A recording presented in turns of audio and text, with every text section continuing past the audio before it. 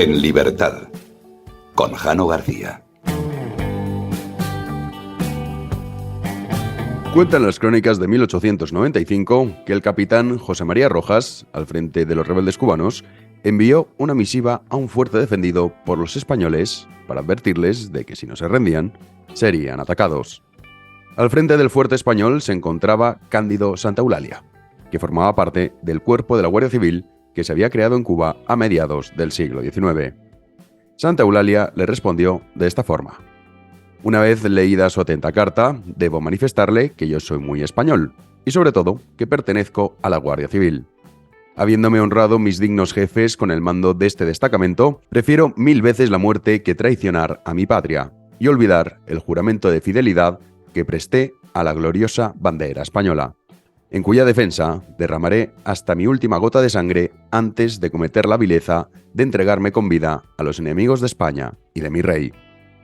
Santa Eulalia se encontraba acompañado de tan solo 11 compañeros, por lo que el capitán cubano, perplejo ante la respuesta y consciente de su superioridad, decidió concederle una última oportunidad para que se entregara y salvaran sus vidas.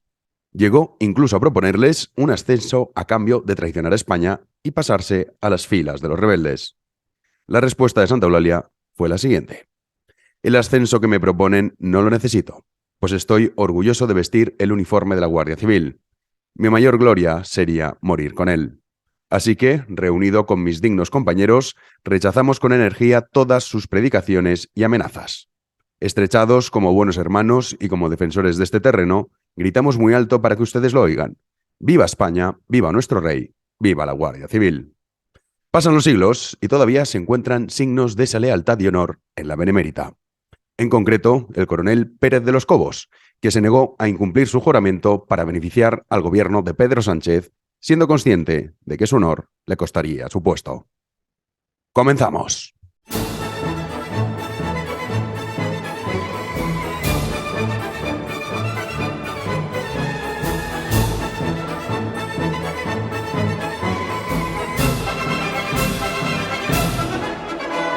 Y de vuelta al presente, hoy 2 de abril de 2023, comenzamos honrando la figura del coronel Pérez de los Cobos, que, como bien saben ustedes, fue cesado hace 3 años por no querer incumplir su juramento de lealtad.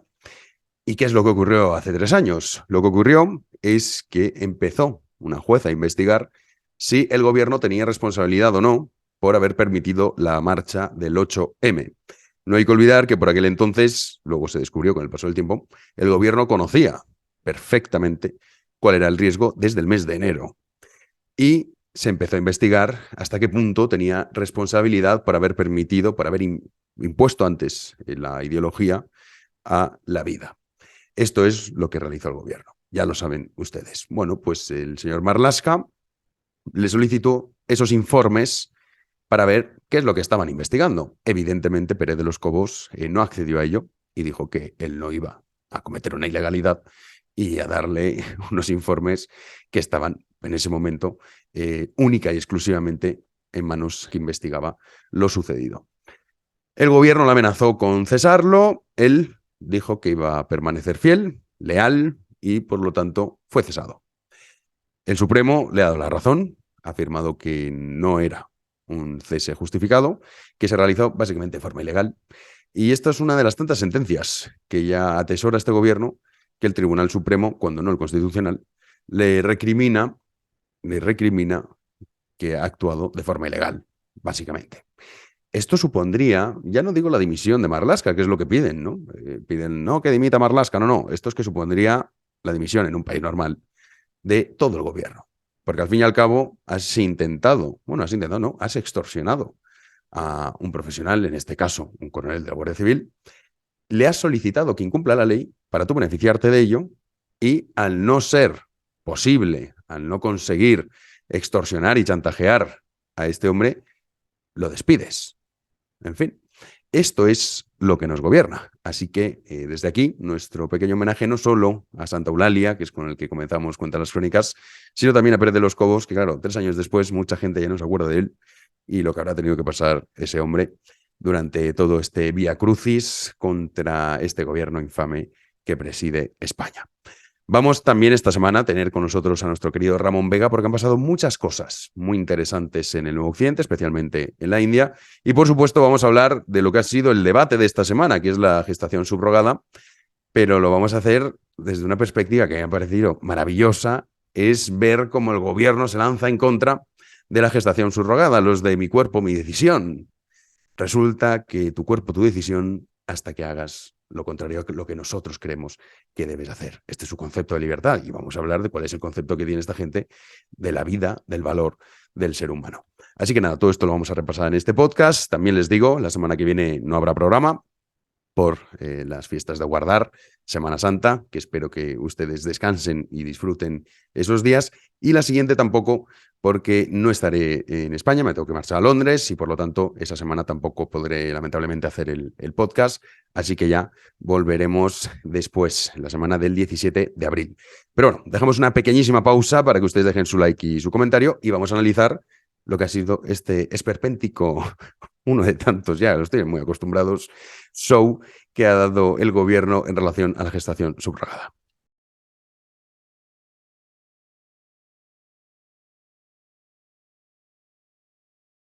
Pues muchísimas gracias por su like y por su comentario. También tendremos, por supuesto, preguntas de los patronos, miembros del canal de YouTube y suscriptores de iVoox. La mayoría de ellas, por no decir todas, son escritas.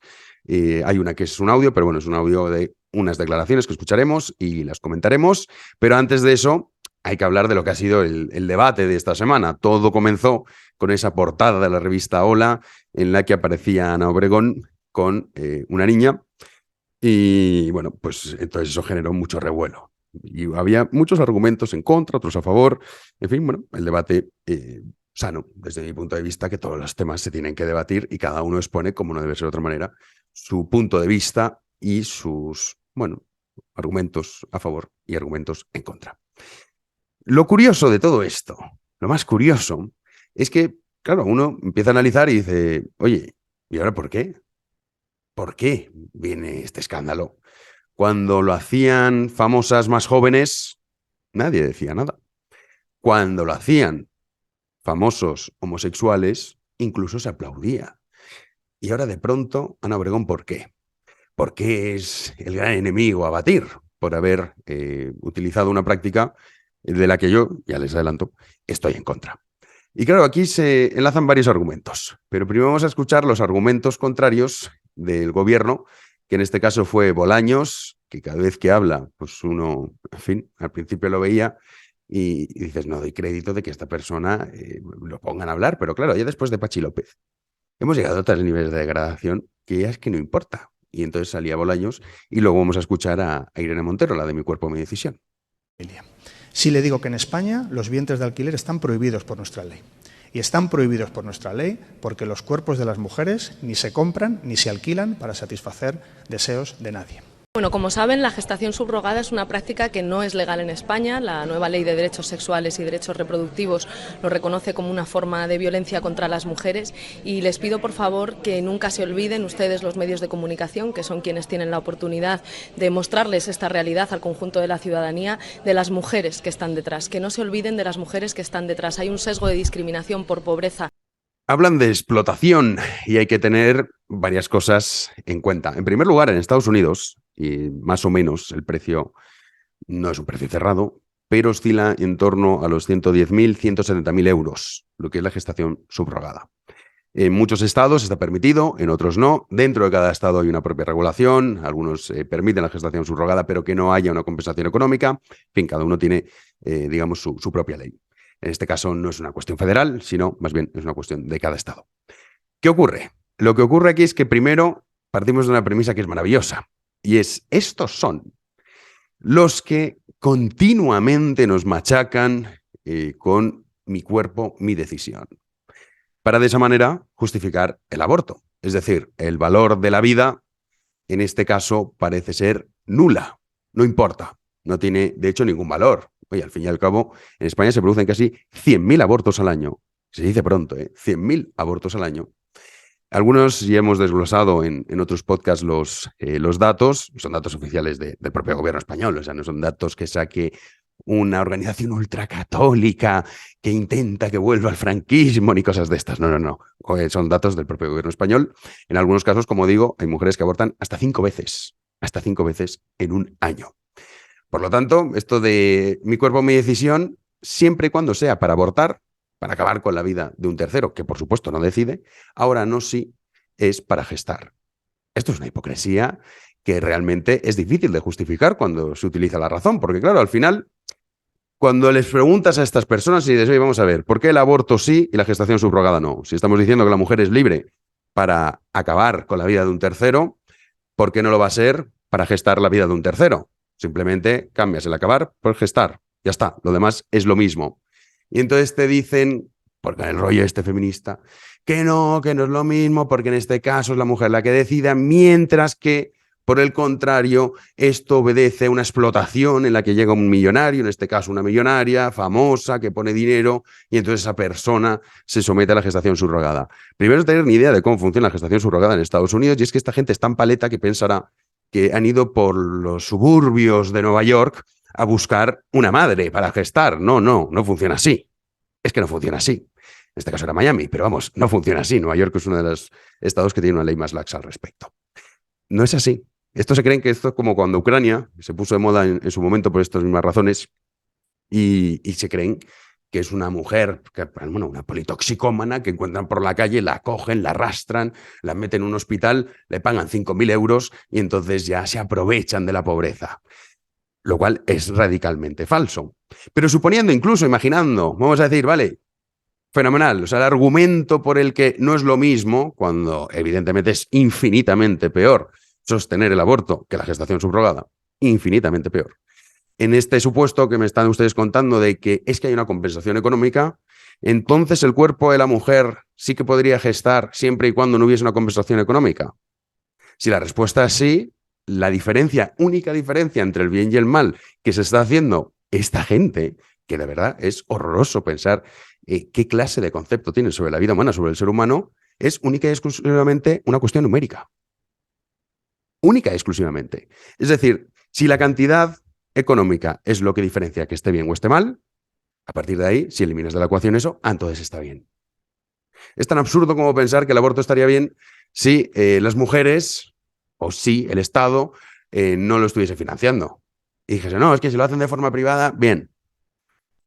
No, es absurdo. Es un argumento, de verdad, muy ridículo. Luego, también son de esta premisa y dices, vale, o sea, tú me estás contando que existe una explotación, lo cual es falso, como en el caso de Estados Unidos, pero que no es así. Entonces viene la vía de la voluntariedad, que este es un argumento que comparten, ya saben que hay una corriente liberal que comparte y que sostiene, yo me muestro radicalmente contrario a esa corriente, por supuesto, que todo es en función de la voluntariedad. Es decir, si existe voluntariedad entre las partes, entonces, bien, o sea, que las cosas están bien o están mal en función de si hay esa voluntariedad entre los implicados. Por ejemplo, con la prostitución. La prostitución, aquí yo no estoy en contra, porque al fin y al cabo te afecta a ti y tú ya verás lo que haces. Si existe voluntariedad, pues bueno, no hay ningún problema. Otra cosa es si estás explotando a una mujer, que ahí es donde viene la explotación, es decir, cuando no se hace de forma voluntaria, cuando hay una coacción para que se realice, entonces es distinto. Pero cuando estamos hablando de la gestación subrogada, al igual que cuando hablamos del aborto, olvidamos que estamos hablando de un tercero. Es decir, de un tercero, en este caso la hija de Ana Obregón, que justamente pues, no tendrá ningún tipo de problema, pero poco menos que el niño es una especie de capricho, como el que encarga un producto a través de Amazon o al Corte Inglés a comprar algo, y después me compra un niño. Y si tengo la capacidad económica para ello, entonces lo hago. Que está bien la parte de cuál es el valor que otorgamos realmente al ser humano, a la vida humana, ¿no? Y esta es la crítica a esa corriente liberal que dice, no, si existe voluntariedad, entonces no hay ningún problema. Si esto es así, si la tesis que se sostiene es esa, entonces la pregunta que deberíamos hacernos y que realizar a los que defienden la gestación subrogada por esa vía es la siguiente. ¿Cómo alguien puede estar en contra de la prostitución de menores en países del sudeste asiático, como por ejemplo Tailandia? ¿Acaso no existe una voluntariedad por parte de esa menor que acepta acostarse con el europeo que va hacia allí para dar rienda a sus gustos sexuales a cambio de unos cuantos dólares? ¿Existe voluntariedad entre las partes? Sí. ¿Convierte eso en que no sea una práctica que se deba criticar? No, son cosas distintas. Entonces algunos dirán, bueno, es que la cuestión de ser menor de edad es subjetiva, y ciertamente lo es, hasta el punto que no todos los países tienen la misma edad fijada para considerar cuando uno es mayor de edad o no. En España son 18 años, no siempre fue así, en otros países son 21, en otros todavía más baja. O sea que al final cada país determina cuál es la edad en la que consideran que uno es mayor de edad. Entonces ahí se podría entrar en el juego de decir, bueno, no está claro porque una niña de 17 años es menor, entonces de forma voluntaria accede a realizar estos servicios, por lo tanto la voluntariedad lo justifica. Vale, entonces supongamos, vamos a ir a otro punto. Ya no hablamos de prostitución, hablamos de una niña de 14 años, como es subjetivo lo que estamos diciendo, ¿vale? Pues no vale, una niña de 14 años que desea mantener relaciones sexuales con un hombre de 45 años, de forma voluntaria. ¿Qué pasa ahí? ¿Estaría bien? Se cumple la premisa de la voluntariedad. Por lo tanto, es importante tener en cuenta que esto de hay voluntariedad y ya está, no. Hay voluntariedad y ya está, no. Puede haber voluntariedad y aún así no implica que el mal sea menor, que es realmente lo que se está haciendo con la cuestión de la gestación subrogada. Y es única y exclusivamente limitarlo a eso. Lo cual, repito, a mí me parece aberrante y tenemos que tener mucho cuidado. Porque es cierto que en la mayoría de ocasiones, si existe voluntariedad entre las partes, no afecta a un tercero. Y el acto que se esté realizando, porque algunos podrían decir, no afecta a un tercero, que una menor quiera mantener relaciones sexuales, ya sea recibiendo una compensación económica o no, con un hombre 50 años mayor que él. Hombre, da igual, aunque exista esa voluntariedad, el acto, comprendo yo, que nos debe repugnar a todos. Por lo tanto, esto de la voluntariedad es algo absurdo, que per se no nos dice nada. Y ahora vamos al fondo del asunto, que es, porque luego hay otros argumentos también muy estúpidos, ¿no? Por ejemplo, se decía, no, es que es muy mayor, es que claro, tiene 68 años y entonces dentro de 15 años va a fallecer y esta pobre niña se va a quedar sin madre y sin padre. Que bueno, se sospecha, no lo sabemos, esto ya es más bien para la prensa rosa, que obviamente no vamos a abordar aquí, que dicen que en realidad no sería su hija, sino que más bien sería su nieta. Pero bueno, esto, como digo, no es relevante para lo que estamos abordando, para el fondo del asunto. Pero bueno, lo de la edad. La cuestión de la edad, 68 años. Bueno, hay padres que tienen hijos, hombres, que tienen hijos con esa edad. Y no se les hacen estas campañas de linchamiento. Porque algunos dicen, no, es que si se hace de forma natural, pues que de forma natural. Hombres que con 60 años, 65, deciden tener un hijo con una de 40, o 35, o 33 o 20. A mí esto ya me parece un poco aberrante, pero en fin. Por lo tanto, el argumento de si es que de forma natural lo puedes hacer, entonces bien, si no, pues no. O sea, vemos como no es tan sencillo todo esto, como que existe algo más por encima por lo que uno debe ser partidario, ¿no? Y nuestros argumentos estúpidos y absurdos que simplemente con 3 preguntas se desmontan muy fácilmente, porque claro, que alguien me explique cuál es la diferencia entre si estás a favor del aborto y estás con el rollo este de mi cuerpo, mi decisión, que repito, no es tu cuerpo, porque que lo tengas no significa que sea tuyo, es de un tercero, y luego decimos que para gestar no es tu cuerpo y no es tu decisión, ¿en qué quedamos? ¿En qué quedamos? Aquí algo no cuadra. Y ahora vamos al fondo del asunto. ¿Cuál es el fondo del asunto realmente? Es qué valor otorgamos a la vida humana. Es decir, si reducimos el valor de la vida humana a un capricho temporal, pues hombre, eso no es obrar bien. Y no es por una sencilla razón, y es que uno, y espero, aunque bueno, en esta sociedad ya uno, la verdad es que no se sorprende prácticamente de nada. Supongo que la inmensa mayoría aún, veremos a ver, dentro de unos años, considerará que el ser humano, el valor de la vida del ser humano es extraordinario y está por encima que otras especies. La vida de un ser humano no es lo mismo que la vida de un cerdo, de una tortuga, de un perro, de un gato. Yo creo que esto, habrá algunos que no, que te dirán, no, es exactamente lo mismo, es exactamente lo mismo. Bueno, yo, como saben, no defiendo esa postura. El valor de la vida del ser humano es extraordinaria y vale más que del resto de especies con los que habitamos en este planeta. Que eso no implica que uno pueda hacer lo que le dé la gana. Pero bueno, es otro tema aparte.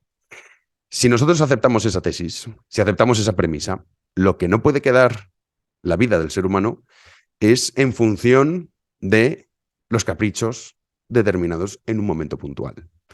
Por ejemplo, vamos a suponer el caso del actor Javier Cámara, muy conocido, homosexual en España, que decidió utilizar esta práctica para tener hijos.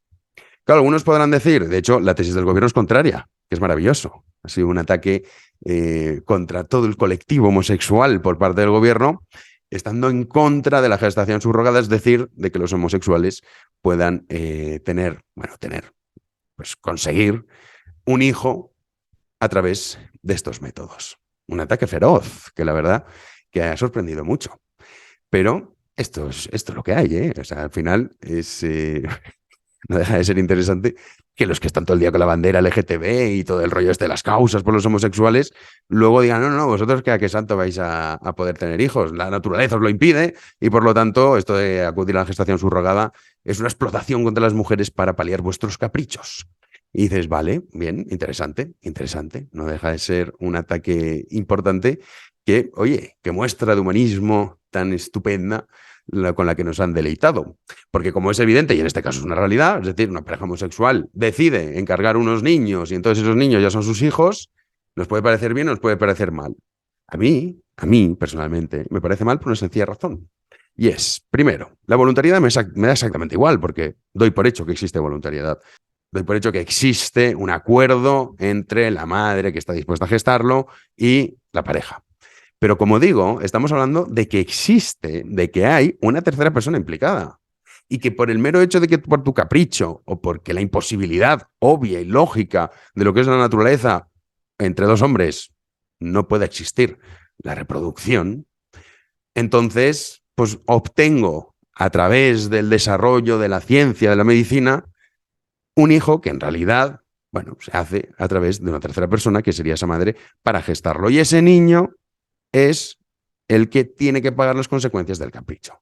Y algunos podrán decir con buen criterio, oye, ¿y acaso no hay muchísima gente que tiene hijos por capricho? O incluso estas parejas que muchas veces están mal y dicen, venga, vamos a tener un niño a ver si así nos queremos más. Y tienen al niño y luego, evidentemente, ni se quieren más y acaba eso siendo un fracaso. Y estas familias desestructuradas que hay, tantas y tantas, pues muchas veces sí, hay niños que pagan, por decirlo así, ese capricho de sus padres. Sí, bueno, pero es que contra eso no puedes hacer nada. Es que contra eso tú no puedes hacer nada. Ahora, contra lo otro, sí. Es decir, a mí la gestación subrogada, que siempre me ha generado, y no les voy a engañar, muchísimas dudas al respecto. Es decir, porque por un lado dices, bueno, ese niño no va a ser un niño que va a estar tratado de la mejor de las maneras que es enormemente deseado. Pues seguramente en un alto porcentaje sí. Pero claro, es que aquí, como repito, no estamos hablando del que compra un perrito, estamos hablando de un ser humano. Y en este caso en particular, cuando mucha gente dice, no, es que lo que tiene que hacer es adoptar, que me parece fascinante, este argumento es otro argumento absurdo, en el sentido de que dicen, si quieres tener un niño, adopta. Y los que quieren tener el suyo propio, porque también juega esa parte. Decir, no, yo no adopto, la inmensa mayoría prefiere tener hijos suyos, no adoptados. Y será que no hay una larga lista de niños que están esperando una familia. Por lo tanto, en este caso particular, desde luego que la adopción es diferente, porque hay algunos que dicen, bueno, esto pues si quiere adoptar, no. Es que una cosa es la gestación subrogada y otra cosa es la adopción. Porque la adopción implica todo lo contrario. No es un acto de egoísmo, es un acto de bondad. Es un acto de querer ayudar al que el azar, tragedia del azar, le ha hecho ser una persona desdichada, que se ha quedado sin familia. Por lo tanto, es completamente diferente la perspectiva.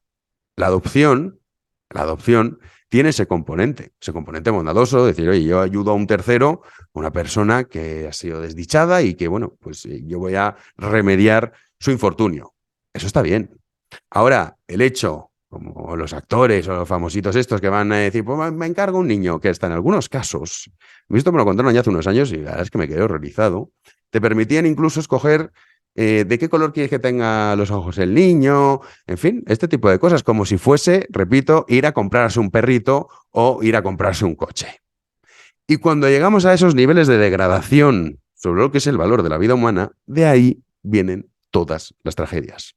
Todas.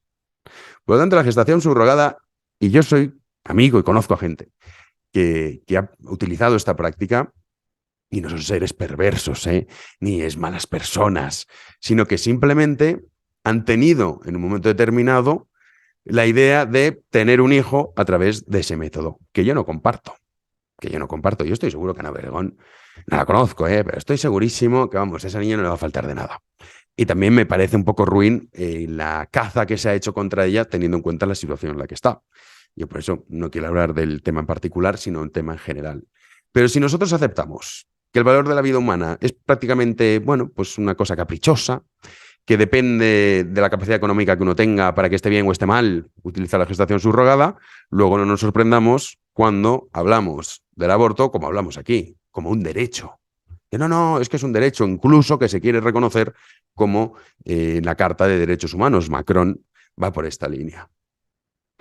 Que no nos extrañe. Y que no nos extrañe que una vez hemos deshumanizado al ser humano, luego tengamos que sufrir todas y cada una de las desgracias que sufrimos, que vienen derivadas precisamente de eso, de olvidar cuál es el valor que tiene un ser humano y de que no es un producto, de que no es un capricho y de que, por supuesto, una tercera persona jamás va a ser justo que pague las consecuencias de nuestros anhelos. Nunca, nunca. Y la gestación subrogada es exactamente eso. Y no hay que confundirlo con el aborto. O sea que esto es lo que nos ha dado este debate, en el cual, pues ya les digo, mis argumentos, los que más se escuchan a favor, la de voluntariedad, que ya hemos explicado que es un argumento absurdo. Hay voluntariedad, ¿y qué? Anda que no hay voluntariedad muchas veces para hacer cosas que deben ser reprochables entre las partes. En este caso, también, como decimos, afecta a una tercera persona. Por lo tanto, no es lo mismo. O sea, ni siquiera es que hay una voluntariedad entre las partes. No. ¿Y de la tercera persona? ¿Dónde está esa voluntariedad? Siempre sacamos de la ecuación lo mismo que pasa con el aborto. Lo sacamos de la ecuación. Mi cuerpo, mi decisión. Sí. Su cuerpo, lo que usted quiera. Pero el de un tercero no es suyo, por mucho que usted lo esté gestando. Que eso es completamente diferente.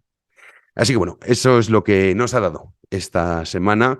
Y la verdad es que uno ha visto argumentos sorprendentes, como digo, esos ataques feroces contra el colectivo homosexual por parte del gobierno. Luego salen con las banderitas. Y luego, pues también pues esa corriente que existe dentro del liberalismo, que yo desde luego, pues vamos, soy completamente contrario a ello, en el que todo se reduce a, ay, pero había consentimiento, y a mí qué me importa que haya consentimiento, ni que lo fuese todo. Y repito, ¿qué pasa con la tercera persona? Que es esa corriente que también es muy defensora del aborto, lo cual, pues bueno, no deja de ser criticable. Vamos ya con las preguntas de los patronos, miembros del canal, de este canal de YouTube y suscriptores de iVoox, a los que les agradezco enormemente, no solo que manden preguntas, sino que cada mes estén ahí apoyando para que este programa pueda ver la luz. Vamos con ellas. Los patronos preguntan. Pues vamos con la primera pregunta. En este caso me la hace Olga, que me manda un enlace. Me dice, hola Jano, me gustaría saber qué opinas de estas declaraciones, que son las siguientes por parte de nuestro presidente del gobierno respecto a los incendios que asolan Asturias. Escuchen. Estamos saliendo del invierno y ya estamos sufriendo pues temperaturas propias del verano, incendios también propios del verano. La emergencia climática no es una emergencia futura, es una crisis actual y también urgente, y por eso creo que el negacionismo no cabe, y tampoco cabe el ser neutral ante aquellos que son negacionistas. Pues estas declaraciones, de las que ya nos vamos acostumbrando, es maravilloso que se culpe al cambio climático de los incendios provocados por el ser humano. O sea, es que es una cosa fascinante. Esto, dentro de nada, yo creo que en fin, deberíamos empezar a ponerlo de moda. Cuando capturen a los que han provocado estos incendios, o los que provocan generalmente la mayoría de incendios, habría que ponerles, hemos detenido al cambio climático, ¿no? Lo hemos conseguido personificar. Aquí lo tienen ustedes detenido. Este era el causante de los incendios. Pero es que el cambio climático debe ser, no sé, para esta gente, pues bueno, una especie de casi red terrorista compuesta por varios negacionistas, seguro, que lo que quieren es acabar con el planeta y por lo tanto habrá que ir deteniéndolos hasta que por fin podamos anunciar que hemos conseguido derrotar al cambio climático y que se han disuelto y han entregado las armas. Poco menos, yo esto creo, yo no les doy mucho más tiempo, 2, 3 años como mucho, ya veremos este tipo de portadas, seres humanos con su rostro y diciendo el cambio climático detenido. Porque claro, si me está usted diciendo que los incendios provocados son por culpa del cambio climático, es que es una cosa surrealista. Y en el caso de Asturias, en este caso particular, Y se ha visto perfectamente cómo ha sido algo muy, muy orquestado, porque ha sido un montón de focos y todos ellos a la vez, lo que ha hecho que sea todavía más difícil las labores de extinción. Que, por cierto, esto cualquier persona que se dedique al campo lo denuncia continuamente, y los urbanitas, que son generalmente los que están en el poder, y claro, es que los urbanitas es una cosa horrenda, estos que van de académicos, es que eso es lo peor de lo peor, pues bueno, estos han decidido aplicar leyes que impiden que los que se dedican al campo y son los primeros interesados en cuidar su entorno, los tengan prohibido. E incluso que si lo hacen, sufran multas. ¿La prevención de incendios en qué ha quedado? En nada. Porque los que no conocen el mundo del campo, y no es que sea una persona que conozca muy bien el mundo del campo, pero vamos, lo justo y necesario para saber que necesitas una prevención. Y que la prevención de incendios es, y cualquier persona que se dedica a esto se lo dice, es el mejor arma para luchar contra ellos. La mejor. No existe una mejor. Pero todo eso ha ido desapareciendo. Entonces empiezan, no, es que vamos a dotar con más fondos a las labores de extinción. ¿Y las de prevención qué? Es que en vez de llegar al último mal, que en este caso es el incendio ya completamente descontrolado, es evitar que se llegue a ese punto. Pero claro, los paletos urbanitas eco-friendlies, pues, ¿qué van a contar ustedes? O sea, que ese es uno de los grandes problemas. Y el cambio climático siempre es el pretexto. Pues sí, yo recuerdo, no sé si ustedes recuerdan unos incendios en Grecia, fue el verano del 2020, que fueron, vamos, los peores casi de la historia, y ponían, el cambio climático se ceba con Grecia. La Tierra nos está alertando. Y eran incendios provocados. Pero vas a ver, ¿usted qué clase de verdad, que tiene que tener un retraso mental para poder decir que un incendio provocado es culpa del cambio climático y luego otorgarle a la Tierra sentimientos para decir, no me gusta cómo me estáis cuidando, pues ahora genero un incendio en Grecia? Pero ¿esto qué clase de mente enferma puede llegar a albergar estos razonamientos? Pues desgraciadamente muchos.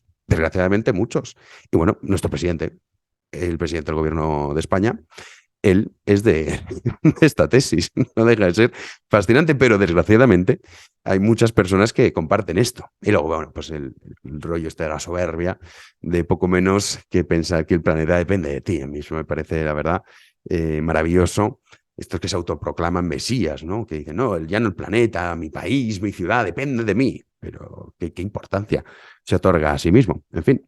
Vamos con otra pregunta, en este caso me la hace David y me dice, hola Jano, me gustaría saber cuál va a ser exactamente tu nuevo proyecto tras tu marcha del Liberal. Por cierto, pensaba que era tuyo. Pues muchísimas gracias, David. Bueno, en primer lugar, esto es algo que hay algunas personas que se dirían que el Liberal es mío. No, evidentemente no, no sé. Se han creído que yo soy Rockefeller y que puedo permitirme pagar un medio de comunicación con todos los gastos que tiene un periódico digital. Que son muchos. Y de hecho nosotros en el Liberal teníamos una plantilla muy, muy reducida. Éramos 7 personas. 7 personas que, bueno, la verdad es que para lo que hemos hecho, muy orgulloso de todos ellos y de la enorme y la gran labor que han realizado. Pero no, el Liberal no es mío. Y la verdad es que fue una oportunidad que me presentaron, dirigirlo. Unos empresarios privados estupendos con los que tengo una relación maravillosa, de esta gente buena que encuentras muy, muy de vez en cuando en este mundillo, pues fueron los que me propusieron dirigirlo. Yo acepté encantado y la verdad es que han sido 2 años y medio muy, muy, muy interesantes en los que aprendes muchas cosas, porque al fin y al cabo yo no soy periodista, ni a diferencia de nuestro querido Fernando Díaz Villanueva, que alardea de ello. Y yo digo, Fer, esto nunca lo he llegado a comprender porque él es historiador, pero no le gusta que le digan que es historiador. Dice, no, yo soy periodista. Yo no, no, ni aspiro a serlo, ni jamás me gustaría que me denominasen así. Pero bueno, el caso es que, me propusieron esto y como es un gremio que yo no conocía, pues uno aprende muchas cosas, ve cómo funciona todo aquello y sobre todo pues son retos. A mí al fin y al cabo los retos, los objetivos son lo que más me motiva. Y lo que pasa es que hay un nuevo proyecto audiovisual que daré más detalles en el futuro que llama mucho más la atención y que yo creo que es mucho más interesante, sobre todo porque al fin y al cabo, ¿por qué nace en su momento el proyecto del Liberal? ¿Por qué nació? Pues nació con una sencilla premisa y era informar de una manera objetiva, decir, oigan, estos son los hechos. no ocultando a la población lo que ocurría. De hecho, a nosotros nos pasó, recuerden con el caso de la pandemia, en numerosas ocasiones nos censuraron ciertas informaciones que eran contrarias a la retórica oficial, sobre todo con el tema de las vacunas, por ejemplo. O también nos pasó con el cambio climático, también nos ha sucedido en muchas ocasiones ciertas noticias que han sido censuradas y que eran hechos, porque al fin y al cabo lo que se planteaban son hechos, y los que hayan leído, y espero yo voy a seguir leyendo El Liberal, por supuesto, verán que lo que se publicaban era eso, hechos, y que cada uno sacase sus conclusiones. Esa fue la premisa por la que nació, esa fue la premisa por la que yo acepté estar al frente del Liberal, 2 años y medio maravillosos, pero hace 2 meses me marché y, por supuesto, el Liberal no era mío. No sé quién le dijo esa estupidez, pero vamos, para pensar que de verdad eso podía permitírmelo yo, poder gastar, como digo, una cantidad no menor para lo que es sacar un medio, que en el caso del Liberal era un presupuesto mucho menor a los otros medios de comunicación que hay, pero claro, no sé la gente cuál es la idea que tienen de lo que cuesta un periódico, y cuesta bastante. Cuesta bastante. Así que nada, mi nuevo proyecto pronto daré más detalles en cuanto sea posible. Ya estoy completamente volcado en ello y además se ha entregado el libro, o sea que ya es un relax. Por lo tanto, espero en calculo un par de meses ya poder dar mayor información al respecto. Vamos con la siguiente pregunta. En este caso me la hace Luis. Me dice: hola Jano, me gustaría saber qué es lo que opinas con respecto a la abstención de Vox en la votación de las pensiones. ¿Por qué lo han hecho? Pues yo, querido amigo, he de decirle que no lo sé. Me sorprende enormemente esa abstención. Es más, el día antes de la votación, en una entrevista que sacará mañana de Objective, me hablaba de las pensiones el entrevistador. Y en ese momento era el PP el que se iba a abstener y Vox el que iba a votar en contra. Y 24 horas más tarde, de repente pasa todo lo contrario, ¿no? Al fin y al cabo, el tema de las pensiones es un tema tabú que hemos abordado aquí en numerosas ocasiones, y es un tema tabú por la cantidad de votos que representa y sobre todo porque su reforma, y cuando hablamos de reforma no es este parche que pone el gobierno, que básicamente consiste en esquilmar más a los empresarios y a los trabajadores actuales para ir manteniendo un sistema que es inviable, y que todo el mundo sabe que es inviable porque no es una cuestión subjetiva, es una cuestión numérica, es una cuestión matemática, es una cuestión objetiva. Nadie en su sano juicio puede decir: no, el sistema de pensiones va fenomenal, o que puede llegar a ser viable, porque es falso. De hecho, Macron en Francia, pues mire, las pocas cosas que hace bien Macron ha sido querer reformar la edad de jubilación. Y aquí hay una cosa que a mí me pareció muy interesante, y es observar como muchísima gente, pues es que esto es la democracia, se mostraba partidaria de esas protestas, de no, claro que sí, luchando por sus derechos. Eso, oiga, si usted se quiere jubilar a los 62 años, cosa que me parece fenomenal, vale, de acuerdo, pero se las apaña usted para ahorrar el dinero que necesita para jubilarse a los 62 años. Porque esto es maravilloso. Yo me quiero jubilar a los 62 y que me paguen los demás 20 años de pensiones. Es decir, que me den el dinero que yo ni siquiera he generado a lo largo de mi vida laboral. Y esto dice: no, solidaridad, fraternidad. No, todo lo contrario. Todo lo contrario. Eso no tiene nada de solidario ni tiene nada de fraternal. Al revés.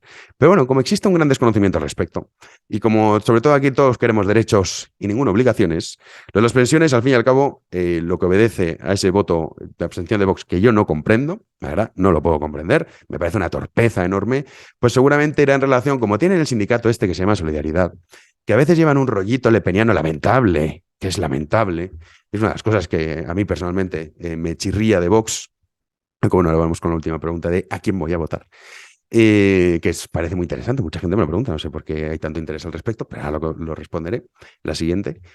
Quizá por eso juegan a veces no, nosotros con los trabajadores. No, usted no está con los trabajadores y está defendiendo el sistema actual de pensiones. Porque si usted defiende el sistema actual de pensiones o la reforma que se ha aprobado ahora, esa reforma implica que al trabajador actual lo esquilman todavía más y que al empresario lo destrozan todavía más. Y usted lo que está haciendo es partícipe de una estafa piramidal que tiene como rehenes a millones de ciudadanos españoles. Si eso es defender a los trabajadores, creo que el concepto de lo que significa defender a un trabajador es completamente diferente. Completamente diferente. Y eso no tiene nada de solidaridad. No. Es todo lo contrario. Entonces, bueno, supongo que será para no quedar mal. Entonces, pues ni fu ni fa, nos abstenemos. Y el PP luego vota en contra. Pero ojo, que el PP vota en contra, pero no tiene los bemoles, igual que Vox, ninguno, de hecho ningún partido, estos son todos iguales, ninguno, quiere mostrar una reforma de verdad auténtica que permita que el sistema de pensiones en España sea fructífero, porque todo eso pasa por acabar con el sistema de reparto actual que hay. Y eso, claro, justo encima, o sea, nunca lo hacen, pero encima ahora que vienen elecciones, pues se apaga y vámonos. Y vamos ya con la última pregunta, en este caso me la hace José Antonio, que me dice, hola Jano, ¿a quién vas a votar estas elecciones? Ya sé que muchas veces no lo comentas, pero me gustaría saberlo. Bueno, al revés, yo creo que soy de los que lo digo abiertamente y no tengo ningún pudor en decirlo. No sé, hay gente que se cree que cuando uno vota un partido es como una promesa que hace a perpetuidad y entonces ya incluso eres responsable de las políticas que adopten. En fin, al fin y al cabo, uno vota, en mi caso, siempre al mal menor. Yo no espero nada del poder político, sino que siempre voto al que menos aplique el fundamento democrático y, en definitiva, al que menos quiera extender los tentáculos del poder a la regulación en los ciudadanos. Bueno, pues en el caso de las autonómicas y en el caso de las municipales, que son ahora el 28 de mayo, yo en municipales no voy a votar a ningún partido, porque al fin y al cabo pienso que son unas elecciones que no va a tener ningún cambio esté quien esté. Y desde luego, Martínez Almeida, ya sabe mi posición al respecto de Madrid Central, y si viviendo aquí, y no tengo coche, pero da igual, el mal no porque a uno le afecte deja de serlo, evidentemente no lo voy a votar. Y en el caso de Vox, tampoco he visto que tenga una posición, sí, dicen, estamos en contra de Madrid Central, pero al fin y al cabo es, oiga, ¿usted lo eliminaría o va a instalar lo que llaman, no, un sistema de peajes? Pero ¿cómo que peajes? O sea, ¿esto qué es? Bienvenido, señor pobre, a Madrid. Recuerde que usted tiene aquí prohibido circular, por pobre, por no poder cambiarse un coche. ¿Pero esto qué es? Es que estamos en contra de Madrid Central. Sí, sí, pero para sustituirlo, ¿cómo? ¿Para que ese pobre que no puede cambiarse el coche tenga que pagar mensualmente una nueva tasa? Que ya paga pocas. A lo mejor parece que pagan pocas. Entonces yo en municipales no voy a votar a ninguno. Y a Berta Ortega Smith, pues en fin, no me gusta. Luego, en autonómicas votaré, salvo que hay un par de semanas, que como siga por esa línea, pues me quedaré en mi casa, pero votaré a Isabel Díaz Ayuso, que como bueno, la Comunidad de Madrid, y ahí están los indicadores y la gestión que se ha hecho y sobre todo la gestión de la pandemia, que ahora pasan los años y nos olvidamos, pero cuando todo el mundo estaba, oh, genocida, que está permitiendo a los ciudadanos que se muevan libremente y que está permitiendo a los comercios abrir y que no se arruinen, e incluso no está solicitando pasaportes COVID para que entren a los bares y a los restaurantes, es decir, respetando la libertad de cada uno de decisión, votaré a Isabel Díaz Ayuso. Y en nacionales, que presumiblemente será a finales de diciembre, pues votaré a Vox o me quedaré en mi casa. Y esto, como digo, no implica que ame cosas que me gustan de Vox y cosas que no, pero Vox sí que tiene una cosa, y esto es que justo mira, en la entrevista del lunes que la publica de Objective, ahí también me lo preguntaba el entrevistador, así que bueno, ahí doy la misma respuesta. Realmente Vox es un partido que, a pesar de que hay muchas cosas que me disgustan, es el único que rompe el consenso, porque esto del consenso es una cosa también que per se, voluntariedad para hacer qué, consenso para qué. Puede existir un consenso para hacer el bien y puede existir un consenso para hacer el mal. Por lo tanto, consenso ¿para qué? Y en esto del consenso dichoso, que todo el mundo habla del consenso, existe un consenso entre todos los partidos en relación a las políticas igualitarias, en relación al cambio climático, en relación a las políticas feministas, en relación a los impuestos, y el único que rompe ese consenso es Vox. Y esto le gustará más a unos, le gustará menos a otros, pero es lo que hay. Si uno dice, oye, en relación a las políticas que se realizan con el cambio climático, todos los partidos están de acuerdo. ¿Menos quién? Vox. En relación a las políticas igualitarias, las cuotas de paridad, etcétera, todos están de acuerdo. ¿Menos quién? Vox. En relación a las políticas feministas, todos están de acuerdo. ¿Menos quién? Vox. Esto no es una opinión, no es que digas, no, yo creo que... No, es un hecho. Es un hecho. Mientras que el resto de partidos sí que están en ese consenso. Un consenso que evidentemente yo estoy en contra. De hecho, es uno de nuestros principales males. Y el único partido que lo defiende es Vox. Y hay cosas que, bueno, fíjense si hay cosas que no comparto con Vox, como puede ser el modelo de Estado que plantean para España. Ellos están en contra de las autonomías, ya saben que yo soy partidario. No de la gestión que se hace actualmente, pero sí del modelo. Yo defiendo la descentralización todavía más. La derecha en España muchas veces tiene ese concepto jacobino de no, un Estado fuerte, centralizado. Es decir, un Sánchez casi convertido en rey. Pero ellos dicen, no, pero eso con el nuestro. Cuando gobierna el nuestro, que es el que nos gusta, entonces sí, ya. Y si no gobierna el que a ti te gusta, entonces ¿qué? Claro, O sea, es que esto también tiene guasa, los argumentos que se dan muchas veces. Así que nada, esas son las respuestas. Vamos ya con nuestro queridísimo don Ramón Vega y posteriormente iremos a despedir el podcast.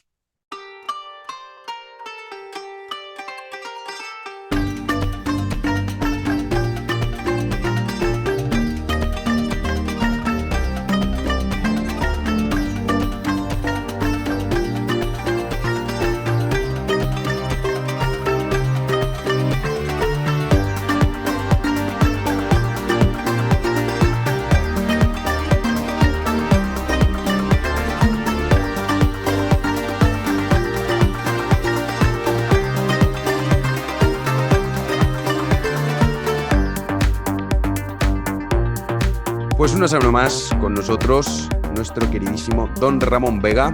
¿Qué tal? ¿Ya liberado? Muy bien, muy bien. Liberado medianamente. Uno que disfruta de la tesis nunca la va a aparcar. Bueno, tú eres de los que disfruta. ¿Cómo fue? ¿Qué tal fue la presentación? Pues muy bien. Hubo una audiencia muy, muy inhabitual, por así decirlo. Se llenó totalmente la sala. Y tengo que decir que había ciertas caras no conocidas, por lo tanto asumo que serán de algunos de los oyentes y por lo tanto tengo que agradecerles que se hubieran dedicado a acercarse por allí en una situación tan curiosa, que escuchar una tesis doctoral o una defensa no es lo habitual, no es ni siquiera una conferencia erudita, es otra cosa mucho más dura, pero bueno, la verdad es que muy bien. El tribunal fue cruel pero justo, me dio la oportunidad de defenderme, que es una cosa que disfruto muchísimo, evidentemente, como si fuera un tribunal de un juicio, y pues hay una lucha entre dar pues las soluciones y los problemas y demás, que me encantó, y nada, y después de eso, como es habitual, un poco de despedida con los especialistas, y nada, después de eso, volver a trabajar, no hubo más misterio. Bueno, pero ya un paso más completado, Exactamente. eso sí, es importante, ir completando pasos. Y oye, macho, ya que tú estás por ahí por Asturias, el tema de los incendios, que tenía una pregunta de un patrono relacionado con eso, ¿cómo lo estás viviendo tú allí? Están siendo realmente graves, ¿no? Decías que no habías Pues visto esto nunca. precisamente me sucedió con la tesis doctoral. Es muy raro que todo esto de los incendios se dé en Asturias. Todavía más raro es que se dé de una manera tan generalizada en todo el territorio. Yo vivo no muy cerca, no muy lejos, perdón, del propio Monte Naranco, y se ve desde mi casa, y yo estaba estudiando por la noche para la defensa de tesis y empecé a notar un montón de alarmas de los coches de bomberos y me asomé y se veía el Monte Naranco, que está a 20 minutos andando del centro de Oviedo, en llamas, que es una cosa extrañísima. Y además, lo más preocupante del proceso era que durante la tarde y la noche empezaron a llegar un montón de vídeos de muchas localizaciones diferentes de Asturias. Y entonces entendía como que eran el mismo incendio, pero no te decían bien en el vídeo dónde estaba ubicado.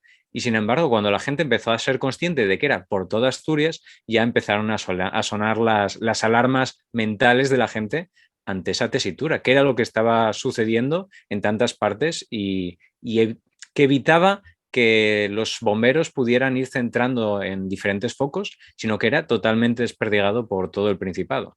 Ujú. Sí, no, no son las imágenes y sobre todo donde se localizan esos incendios impresionantes, que es todo el Principado. O sea, es una Sí, sí, cosa. sí. En fin, veremos a ver si sabemos. Ya saben que están dicho culpa del cambio climático, decía uno. Nada más y nada menos que el presidente del gobierno español. Incendios provocados también ya culpa del cambio climático.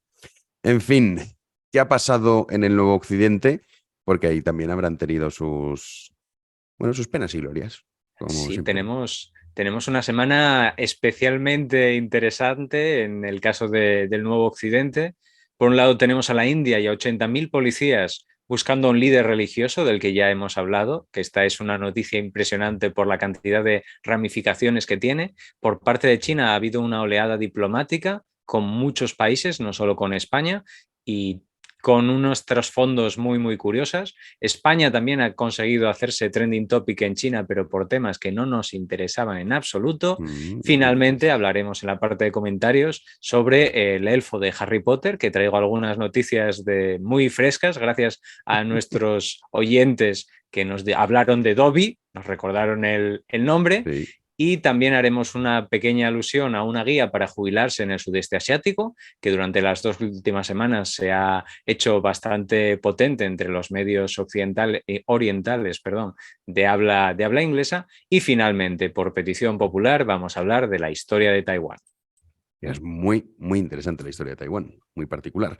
Vale, pues si quieres empezamos por la India y luego ya nos vamos trasladando al este de ese nuevo occidente. Empezamos con un plato fuerte, más fuerte de lo habitual, sobre todo en el caso de la India. Tal es así que está eclipsando pues, muchísimas otras noticias. La cuestión está en que, no sé si recordará usted que hablábamos de hace unas semanas de un asalto de miles de sikhs a una comisaría hindú. Sí. De la India, vamos, Sí, en territorio de la India. Y algunos de ellos iban armados. Entonces querían liberar a uno de los líderes que tenían.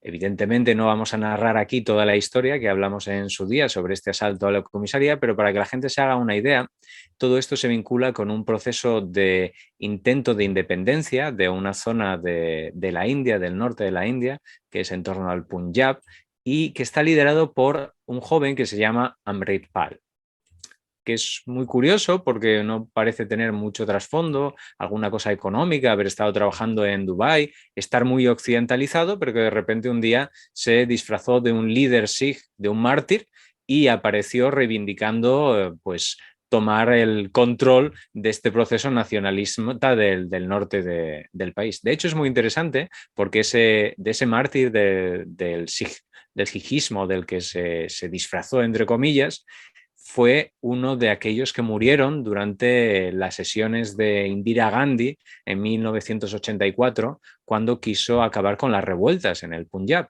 Entonces, bueno, que está todo vinculado y ya veremos que la familia Gandhi-Nehru sigue siendo muy importante. El caso es que habían detenido a unos de sus asistentes en la comisaría de policía, hay un jaleo, dice la policía que lo va a liberar, que no hay ningún problema. Todo ello en una región que es el Punjab, que aproximadamente el 59% de la población es sikh y tienen 3 problemas fundamentales. El primero es el paro, el segundo son las drogas y el tercero son las leyes agrícolas nuevas que les está imponiendo Modi. ¿De acuerdo? Pues esto un poco para ubicarnos en esta situación. ¿Y dónde viene la persecución? Bueno, pues este colega, el señor Amritpal, que es el líder de esta línea de oposición, que por cierto es residente permanente canadiense, para hacerlo un poco más interesante, sobre estos indios de ultramar también es una cosa muy curiosa a tener en cuenta. El caso es que consiguió pues, evitar a la policía y a las agencias de inteligencia porque estaban diciendo que estaba avivando las tensiones en la región. La huida ha sido una auténtica locura televisiva. No hay imágenes prácticamente de nada que se nos pueda imaginar, no es esto que podríamos hacer a día de hoy una película con las imágenes, pero lo que sí es cierto es que el gobierno de la India activó a 80.000 policías para darle caza. Primero se escaparon en varios vehículos a toda velocidad, coches, y tenían la fuga preparada, cambiaron a motos y entonces se les perdió completamente la pista. No obstante, ya que estaban en ello, la policía decidió hacer 200 detenciones preventivas, por si acaso. Es que te imaginas una persecución en la India, ¿cómo debe ser, eh? Con las Exactamente. Motitos, madre mía. También hicieron interrogatorios a la familia para intentar localizar dónde estaba, pero hay otro sistema en la India que estamos viendo cada vez de manera más habitual, que fue que decidieron cortar Internet. Durante 3 días ha habido 30 millones de personas en la India sin una conexión mínimamente estable a Internet. Entonces, esta gente no está muy contenta y esto ha ido aumentando pues que haya problemas y disturbios. Recordemos también que hace unas semanas, en la línea de este tipo de quejas, se habían asaltado los consulados de la India, tanto en San Francisco como en Londres. y de hecho se quejó el gobierno de la India diciendo que estaban destrozándole el territorio más allá de sus fronteras y que el gobierno, por ejemplo, del Reino Unido no estaba haciendo nada. El caso es que Henry Starr, cuando termina de escaparse, pues ya sube vídeos desde otro país, no se sabe cuál, y entre la India empieza a surgir la sospecha de que está teniendo apoyo desde Pakistán. El eterno enemigo. Exactamente, eterno enemigo que se había desglosado de la India. Bueno, pues aquí empieza la cosa a complicarse un poco más porque la policía llegó a Amritsar, a la propia ciudad sagrada donde está el templo dorado de los Sikh, y tuvieron que retirarse por la cantidad de policías heridos que había. Es decir, tenemos a este líder religioso que es Amritpal, que llega a Amritsar y allí intentan asaltar a la policía y no hay manera de localizarlo. El caso es que entre todos estos líos ha dicho que va a salir en directo en alguno de estos vídeos en los cuales va a llamar a todos los Sikhs para que se unan en contra de la presión que está ejerciendo el gobierno de la India contra ellos, según dicen, para poder finalmente liberar esta región y ser un país independiente. Pero esto se ha agravado varios niveles. ¿Por qué? Porque en uno de estos vídeos no se le ha ocurrido otra cosa que llamar a la Sarvat Khalsa. Para que nos hagamos, exactamente, para que nos hagamos una idea rápida de lo que es esto, es una especie de gran concilio de los Sikh. Además, lo ha pedido que sea el día del 14 de abril, que es el Vaisakhi, que es más o menos una especie de las 3 festividades importantes que tiene, como si dijéramos una especie de Semana Santa, pues bueno, que se celebre además en esta fecha. Recordemos, el 14 de abril, por lo que pueda pasar. Entonces, claro, en la India ahora mismo, solamente en la región del Punjab, pues se calcula que hay muchos millones de Sikhs. En total habría unos 30 millones. Nada más y nada menos. Entonces, a quien ha pedido que convoque esta reunión es al líder de todos los Sikhs, que es al Jatedar de Akal Takht, que es un templo que está al lado del templo dorado, y entonces quiere que se llame a la Khalsa, a la gran reunión. El que es el encargado, lo que podríamos decir una especie de papa, sería el Gyani, que en este caso es un teólogo muy potente, bastante joven, que entre otras cosas ha dedicado su vida a traducciones, por ejemplo, del Corán al punjabí. Estamos hablando del líder absoluto de una religión que ha traducido el libro sagrado de otra religión. Es decir, de tonto no tiene un pelo y que sabe moverse.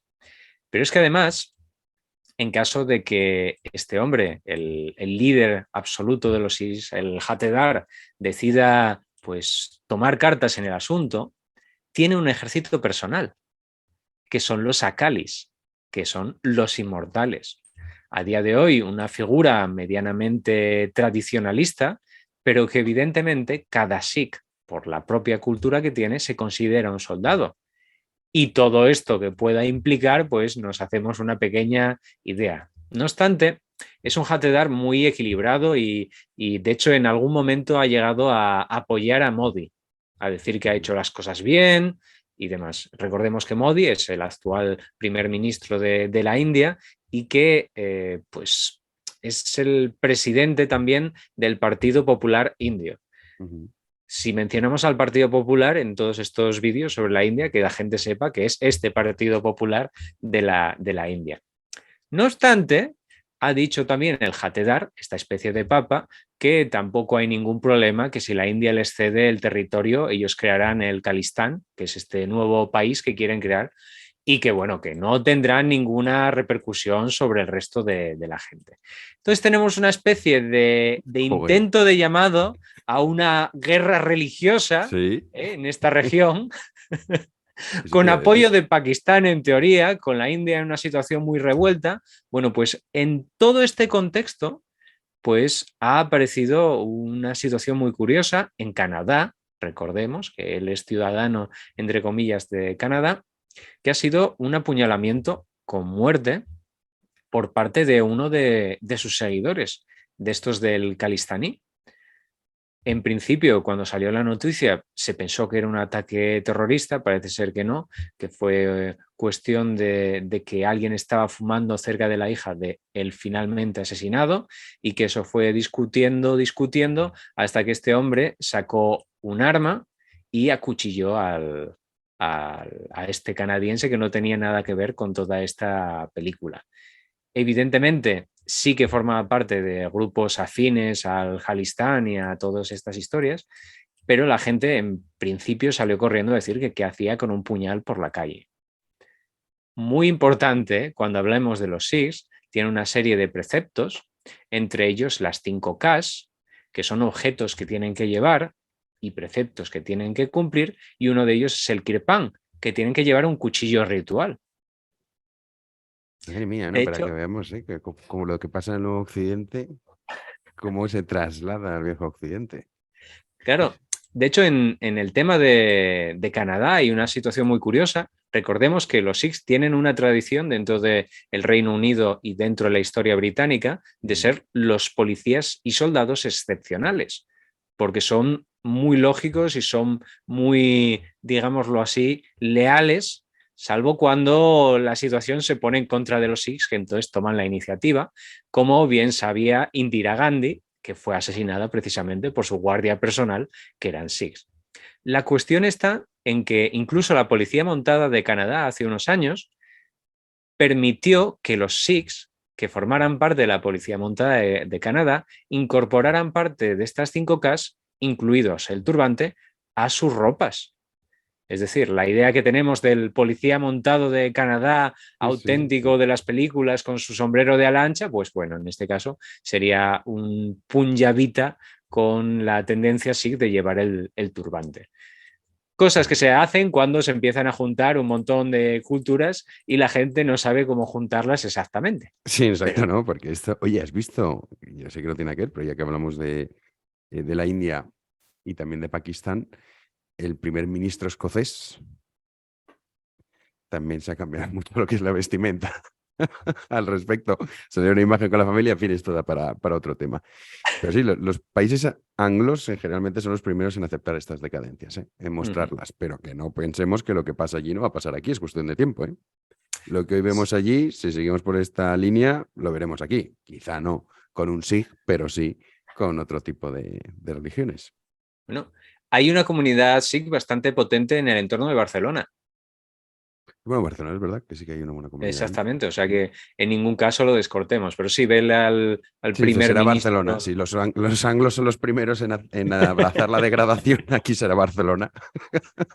Sí, Pues seguiremos muy pendientes, desgraciadamente sí. buscando este tipo de elementos, pero sí que es cierto que este señor primer ministro comillero escocés sí que tenía muchas fotos con el kilt, pero las fotos oficiales que se hizo una vez llegó al cargo no fue con el kilt, con la falda escocesa. Entonces aquí el proceso de aculturación, no obstante, que la gente no se olvide que no se basa en una prenda de vestir más o menos, sino que se basa sobre todo en el trasfondo de etnia Claro. que tiene la gente en la cabeza. Sí, principalmente. Bueno, pues oye, nos has contado que la India, vamos, con lo que nos estás diciendo, que dentro de nada, a lo mejor nunca se sabe, ¿no? Pero es el conato de un inicio de esa revolución religiosa que puede desembocar en vete tú a saber en la India. Porque claro, estás hablando de 30 millones de personas que, con estas características. Exactamente. Evidentemente se está calentando la situación. Se sabe que este líder, el que ha levantado toda el problema, que es Harmitpal Singh, no tiene labia. Bueno, es pero decir, también ya sabes que muchas veces un tonto claro, tira para adelante y hay muchos tontos que le siguen detrás. claro, ahí está el problema, Claro. pero no obstante, parece que no tiene la suficiente atracción para aquellos, evidentemente por su discurso, que son de fuera del entorno Sikh. Pero es que también tenemos otra noticia muy importante que se ha desarrollado durante esta semana y es Rahul Gandhi. Rahul Gandhi, que hemos incorporado a nuestras charlas hace unas pocas semanas, que es el líder del partido de la oposición, partido que se llama el Congreso y que es la oposición directa al PP, al Partido Popular en la India, Modi. pues es el líder de un partido socialdemócrata. Ha terminado siendo únicamente el 10% de prácticamente los votos del país, pero es el líder de la oposición. Nieto, por otro lado, de la ex primera ministra Indira Gandhi, la cual fue asesinada por su guardia Sikh. Se cierra el círculo. En este momento, bueno, pues este señor, que es el líder de la oposición, ha sido expulsado del Parlamento por difamación. Pero aún hay más. ¿En qué ha consistido todo este proceso? Bueno, pues que ha terminado con 2 años de prisión y 4 sin poder tener un cargo político. Pero ¿cómo que por difamación? Y esta es la historia. Bueno, recordemos que hace unas semanas hubo un pequeño guirigay entre los apellidos Gandhi y Nehru. Sí. Es decir, que Modi dijo, bueno, ¿por qué utilizáis tanto el apellido Gandhi y no utilizáis el Nehru? ¿No os gusta Nehru? Claro, hizo que hubiera cierta tensión dentro de la oposición. Pero es que rascaron un poco más y descubrieron que en 2019, en las elecciones, pues Rahul Gandhi, el líder de la oposición, entre comillas, hizo una comparativa entre ladrones que se apellidaban Modi y dejando caer como que el el primer ministro de la India podría ser uno de estos Modi ladrones. De una manera muy sutil. Nada en comparación con lo que se ha dicho algunas veces en el Parlamento en España. Sí, bueno, en otros países, vamos, que esas acusaciones, vamos, el pan de cada día. Exacto. Pero ha dado igual. Pena máxima. 2 años de prisión, expulsado también de la residencia oficial que ocupaba y se va a ir a la cárcel. Claro, las manifestaciones en ese momento han sido un auténtico sarao por parte de todos los partidos de la oposición que finalmente se han coordinado. Es decir, ¿para defenderlo o para...? Para defenderlo. Claro, saben que los próximos son ellos, claro. Efectivamente, entonces, es un poco sin listo. quererlo, ahora mismo el gobierno de la India ha creado 2 mártires de manera simultánea, un líder religioso y un líder de la oposición política. Y estamos pendientes a ver qué es lo que sucede, pero es que ya ha tenido repercusiones inmediatas.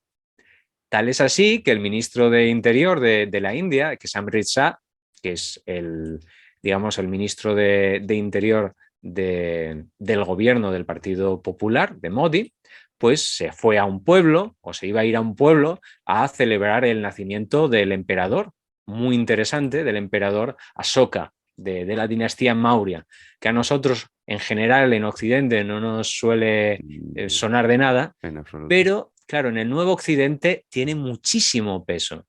De hecho, más peso que sus propios pilares. En teoría, este rey Ashoka o emperador Ashoka se convirtió al budismo y es la primera figura histórica con poder que se convierte al budismo y empieza a participar primero sin ser parte del budismo, pero alabando al budismo, y permite que monjes budistas empiecen a difundir su palabra por todo su territorio. Y en la India es especialmente venerado porque es el que presenta una serie de edictos que, como no había otra manera de difundirlos bien, los puso en columnas, unas columnas ligeritas, unas 60 toneladas y unos 12 metros de alto cada una de ellas, donde estaban los edictos del propio emperador.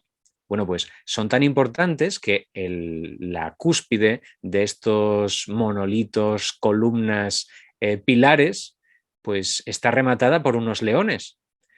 Y todo aquel que sepa sobre iconografía de la India o tenga un billete de la India podrá darse cuenta de que es uno de los fundamentos de toda la iconografía y de toda la historia. Y estamos hablando de alguien del siglo II a.C. El caso es que estaba allí para estas celebraciones, o iba a ir a estas celebraciones, en Sasaram, que está en el noreste, y también vinculados con una celebración diferente que es el Ramanavani, también del nacimiento del dios Rama. Bueno, el caso es que había una procesión y la procesión empezó a crear más caos, empezó a haber tiroteos en la procesión, empezaron a quemarse coches en la procesión Nadie ha explicado por qué estaba sucediendo todo esto en una procesión religiosa, todos siendo partícipes de la misma religión. Y entonces, claro, ha dicho que bueno, que igual no iba. Y entonces canceló el viaje. Se volvió a cortar internet de manera sorpresiva. Y claro, esto ha ido aumentando el rumor de que en este caso no solamente tenemos a un movimiento de la oposición que se estaba quejando de que le hubieran mandado a la cárcel al líder y de estos de líder religioso de los Sikh que también están teniendo problemas, sino que toda esa región es socialista y no está especialmente contenta con Modi. Y por lo tanto están viendo la debilidad y está empezando a haber una serie de movimientos bastante complicados. Pues esta es la situación actualmente en la India, el país más poblado del planeta, pero que tenemos en la trastienda de nuestras noticias. No, absolutamente. Oye, yo estaba pensando, imagínate ser primer ministro de la India, o sea, qué cargo más, en fin, desagradecido imposible. O sea, yo es que eso no, es que no habría dinero. Decir, oye, ¿quieres gobernar la India? Es imposible. O No, sea, tiene que ser aquello, no, es que no hay semana tranquila, ¿eh? Es muy, muy complicado para los escuchantes españoles, para los oyentes españoles. Habría que pensar en la India como un sistema de virreinatos, desde el punto de vista histórico, porque en parte heredan el sistema inglés o de Gran Bretaña, pero por otro lado se constituyen como estructuras medianamente independientes del gobierno central por el tamaño que tiene el país y la cantidad de población que mueve. Entonces, si quiere usted, algún día haremos algún hincapié sobre cómo gobernar su país del nuevo Occidente, que es un tema muy, muy curioso, pero evidentemente esto hace que la necesidad del puño de hierro sea constante. No, es que es impresionante. El otro día estaba viendo un documental de Varanasi que me recomendó mi amigo Peter, también oyente de este podcast, y pues, tenemos que hablar de eso. O sea, es increíble. Lo anotamos. Lo tenemos que apuntar. Para el que diga, ¿qué es esto? ¿De qué nos hablas? Se conoce como la ciudad de la muerte. Y a partir de ahí ya no damos más pistas, pero es increíble. O sea, cuando decimos otro mundo, es literalmente otro mundo. Pero otro mundo, vamos, que es que, vamos. El documental a mí me encantó, está muy bien hecho. Es bastante moderno, por decirlo así. O sea, no es de estos documentales de 15, 20 años, sino con imágenes que son muy duras, porque, claro, la ciudad de la muerte, pues, en fin, tienes imágenes muy, muy duras, pero de eso hay que hablar, porque es increíble. Lo marco porque además tengo relatos de viajeros españoles que se encontraron en la tesitura de no saber a dónde iban y encontrarse eso. No, claro, pues imagínate, si ya sabiendo dónde vas, flipas, imagínate si, bueno, no sé, piensas que has entrado en el infierno. Es que literalmente. No, increíble. Les recomiendo a ustedes que si tienen interés, busquen en YouTube, hay muchos vídeos, pero fuera de YouTube también, en Google pueden buscar Varanasi y hay un montón de documentales, unos más recientes, otros más antiguos, y es espectacular. O sea que de eso tenemos que hablar, porque claro, ahí ya también se mezcla mucho el tema de las castas, el tema de las religiones. Vamos, que lo de la India es impresionante, ¿eh? Impresionante. En De fin, a hecho, ver qué pasa. dentro del apartado de religiones, los Sikh, que nos pueden haber sonado un poco más raros, son lo más próximo que podrían encontrar dentro de las religiones orientales, algo parecido, salvando las distancias, pero es más parecido a las religiones occidentales. Sí. Bueno, Cuidado con eso. Imagínate, claro. Si eso es lo más parecido, imagínate lo demás. También tenemos que hablar algún día has hablado de los budistas, de los grupos terroristas budistas, que por ejemplo en Myanmar, en Sri Lanka, que es también muy interesante, que siempre tenemos la imagen del budista bondadoso, uno de sus grandes, digamos, dogmas es el no recurrir al uso de la violencia, o estar en contra del uso de la violencia, pero luego pasan estas cositas, claro. Es que, no, Occidente, joder, macho. Hemos sido muy adoctrinados a lo largo de la historia a meter todo en cajones Sí. para que no cunda la locura. Exacto, Pero bueno, no es que te vuelves loco. Es el que tenga un poco más de inquietud, pues empieza a abrir cajones y claro, pues termina como no cuadra nosotros. ninguno. Dices, oye, pero esto no me habían dicho. Claro, el budista tenemos la imagen esa, ¿no? Del monje budista, y qué divertido, qué mono. Sí, o no, depende, claro.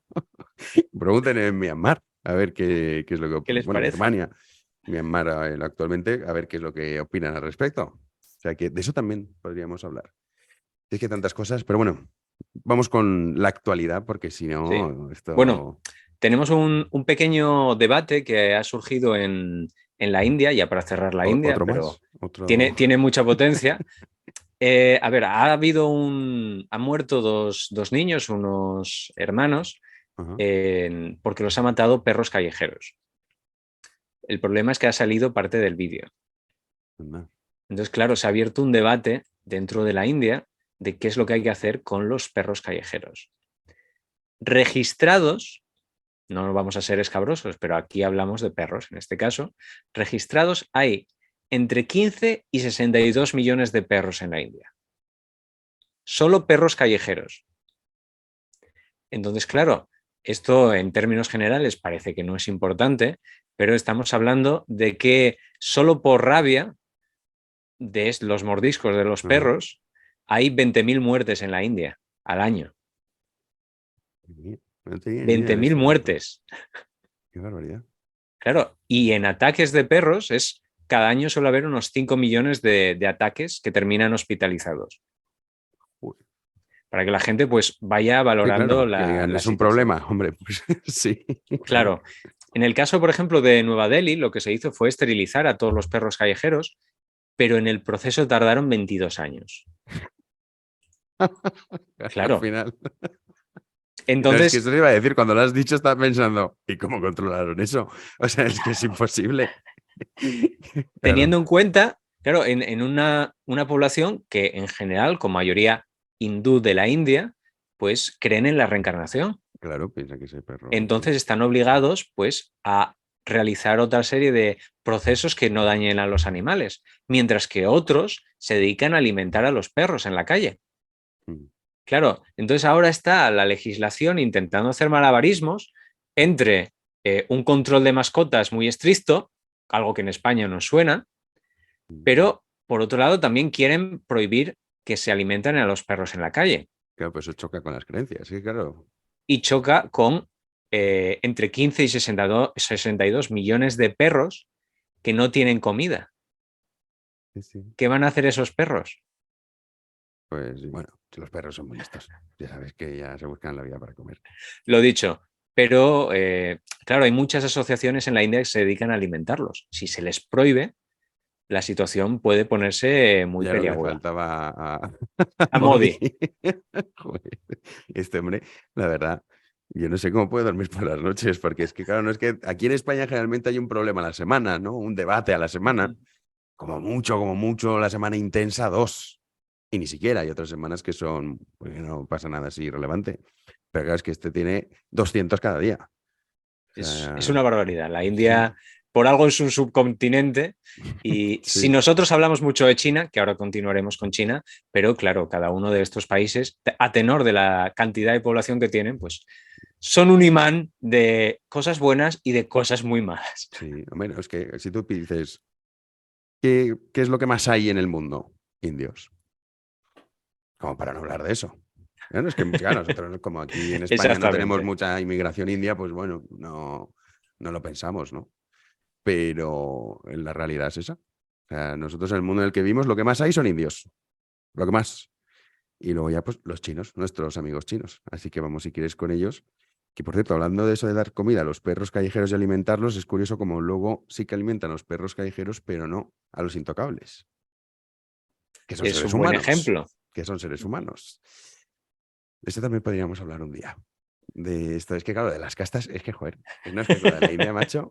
La Imagínate si espita de dices, la voy a escribir India. un libro sobre la India, es que te saldrían todos los tomos que tienes ahí detrás, pero solo de la India, porque es imposible, o sea, es una cosa. Pero sí, sí, para que veamos qué clase de sociedad es aquella que alimenta a los perros, pero no a los seres humanos, con el caso de los intocables. Bueno, vamos con nuestros amigos chinos. Vamos, nuestros amigos los chinos. Esta semana ha habido una oleada diplomática dentro de la propia China porque ha habido lo que se llama el foro de Boao, que es una especie de foro medio internacional de la órbita china y pues se han juntado el mismo día, nada más y nada menos que los presidentes de Malasia, de Singapur y por parte de España con Pedro Sánchez. Sí, ahí era Antonio. Primeros ministros, perdón. Pues estaba ahí todo el mundo metido. El primer ministro Anwar, del que hemos hablado, el que había estado en prisión. También, pues yo no sé cómo exactamente. Por las noches, tampoco lo puedo entender. Esta gente te quiere empastillar hasta arriba, si no es imposible. Ha estado también el primer ministro Lee de Singapur. Sí. Y bueno, pues que han estado también hablando del tema, y en la prensa de China se ha obviado completamente la presencia española y se han centrado sobre todo en Anwar y Lee, sobre todo pensando en esta franja y la ruta. ¿De acuerdo? Este concepto de la nueva ruta de la seda y las interconexiones, sobre todo las de ferrocarril. Entonces, bueno, ha tenido mucha importancia, pero ¿por qué ha sido esta semana importante España dentro de China? Se ha convertido en el trending topic. Incluso esta noticia sí que ha aparecido en la prensa española, en El Mundo, en el Nacional también ha aparecido. Pues bueno, empieza la historia que vamos a narrar con nuestro querido Yue Zhang. Yue Zhang es un hombre que pues, está casado y que ha dedicado su vida a trabajar en el entorno de Barcelona. Entonces se compra hace unos años una casa en Alella, en el norte de Tarragona, poco más al norte de Barcelona, para aquellos que no se ubiquen por esta zona, y bueno, una región muy buena, costera y demás, muy cerca de la costa, y que con esto del COVID, recordemos, hubo una diáspora dentro de los chinos que estaban en España o en otros países oliéndose que algo se venía y se volvieron todos a China. Pues este fue de los que acertaron en su decisión de salir de España en este caso para irse a China, y claro, pues no ha vuelto. ¿Qué ha sucedido? Bueno, pues que de repente uno de sus vecinos chinos se ha encontrado en la tesitura de que su casa estaba ocupada. Y claro, no tenía el teléfono del bueno del señor Yue, y entonces no se le ocurrió otra cosa que ponerse en WeChat y en Weibo, es decir, las plataformas sociales, exactamente, a buscar a los propietarios, en plan de, si tienes una casa en esta zona de España y no has vuelto, pues ya no. Igual mejor que no vuelvas y no te enteres de lo que ha pasado. El caso es que esta noticia se extendió como la pólvora, porque claro, era una noticia que se estaba difundiendo de que alguien estaba perdiendo su casa. ¿Por qué? Se localizó al señor Yue finalmente, se puso en contacto con el ayuntamiento, cortó el agua y la electricidad de la casa. No sé cómo lo ha hecho. Legislación española en mano, igual aquí hay un problema bastante gordo. Claro, sí que no. Pero el caso es que hasta los vecinos se han manifestado porque le habían ocupado la casa. Entonces, claro, la tendencia de España en China fue ocupación en España. Y la prensa hizo una búsqueda de qué es esta situación en la que en España se pueden ocupar las casas. O sea, dentro de la mentalidad china no era posible. Vamos, esto es impensable. Claro. Y alguien se imagina un titular dentro de la prensa china que diga que se pregunte si la propiedad privada no es inviolable en España. Es que es muy fuerte. Pues esto ha sucedido en China y de esto es lo que se ha alimentado la prensa durante unos cuantos días, porque además lo que hizo la prensa china fue ponerse en contacto con chinos que vivían en España. Entonces, claro, imagínense, de repente, todas las noticias malas sobre la ocupación de los últimos años concentradas en frases de población china muy enfadada que no se puede creer la situación. Y claro, esto fue un boom dentro de China, en los que de repente les estaban hablando de que casas de ancianos estaban siendo ocupadas. Sí, esta semana, de una anciana de 85 años, que bueno, fue el Daniel este de Desocupa, que manda narices, pero este hombre hace una labor heroica. Que la legislación no proteja la propiedad privada, claro, hasta los chinos se quedan flipando. Dice, pero ¿cómo que uno puede entrar en tu casa y...? Sí. Pues sí. En eso estamos en el viejo occidente, El titular en que se convirtió todo esto y que ya alimentaba todos los fuegos del infierno dentro de lo que pensaban del occidente en China es: una familia no regresó a España durante 3 años y su casa fue ocupada por gitanos. Esto era el titular. Y esto es lo que, por mucho que estuviéramos intentando por parte de España hacer una buena presencia de todo lo que es nuestro país, nos encontramos que hay otras cosas que lo han eclipsado por completo. Pues sí, pues mira, en fin, una lástima, ¿eh? Porque la verdad es que, bueno, hemos hablado muchas veces aquí de las relaciones comerciales entre España y China, que es algo de hace muchísimo, muchísimo tiempo, y todo queda eclipsado por esas noticias. Así que Antonio, bueno, dio su discurso y su speech, pero ha vuelto con las manos vacías. Ya veremos, porque recordemos un tema de mucha importancia, que era el quién iba a encargarse del 5G en España. Y recordemos que dentro del gobierno hay alguien, no vamos a decir quién, casado con la representante de la empresa china que se quería encargar de eso. ¿Y por qué no lo vamos a decir? Es Bolaños, Bueno, ¿no? digamos que algo Bueno, relacionado con el señor Bolaños también por ahí. vale.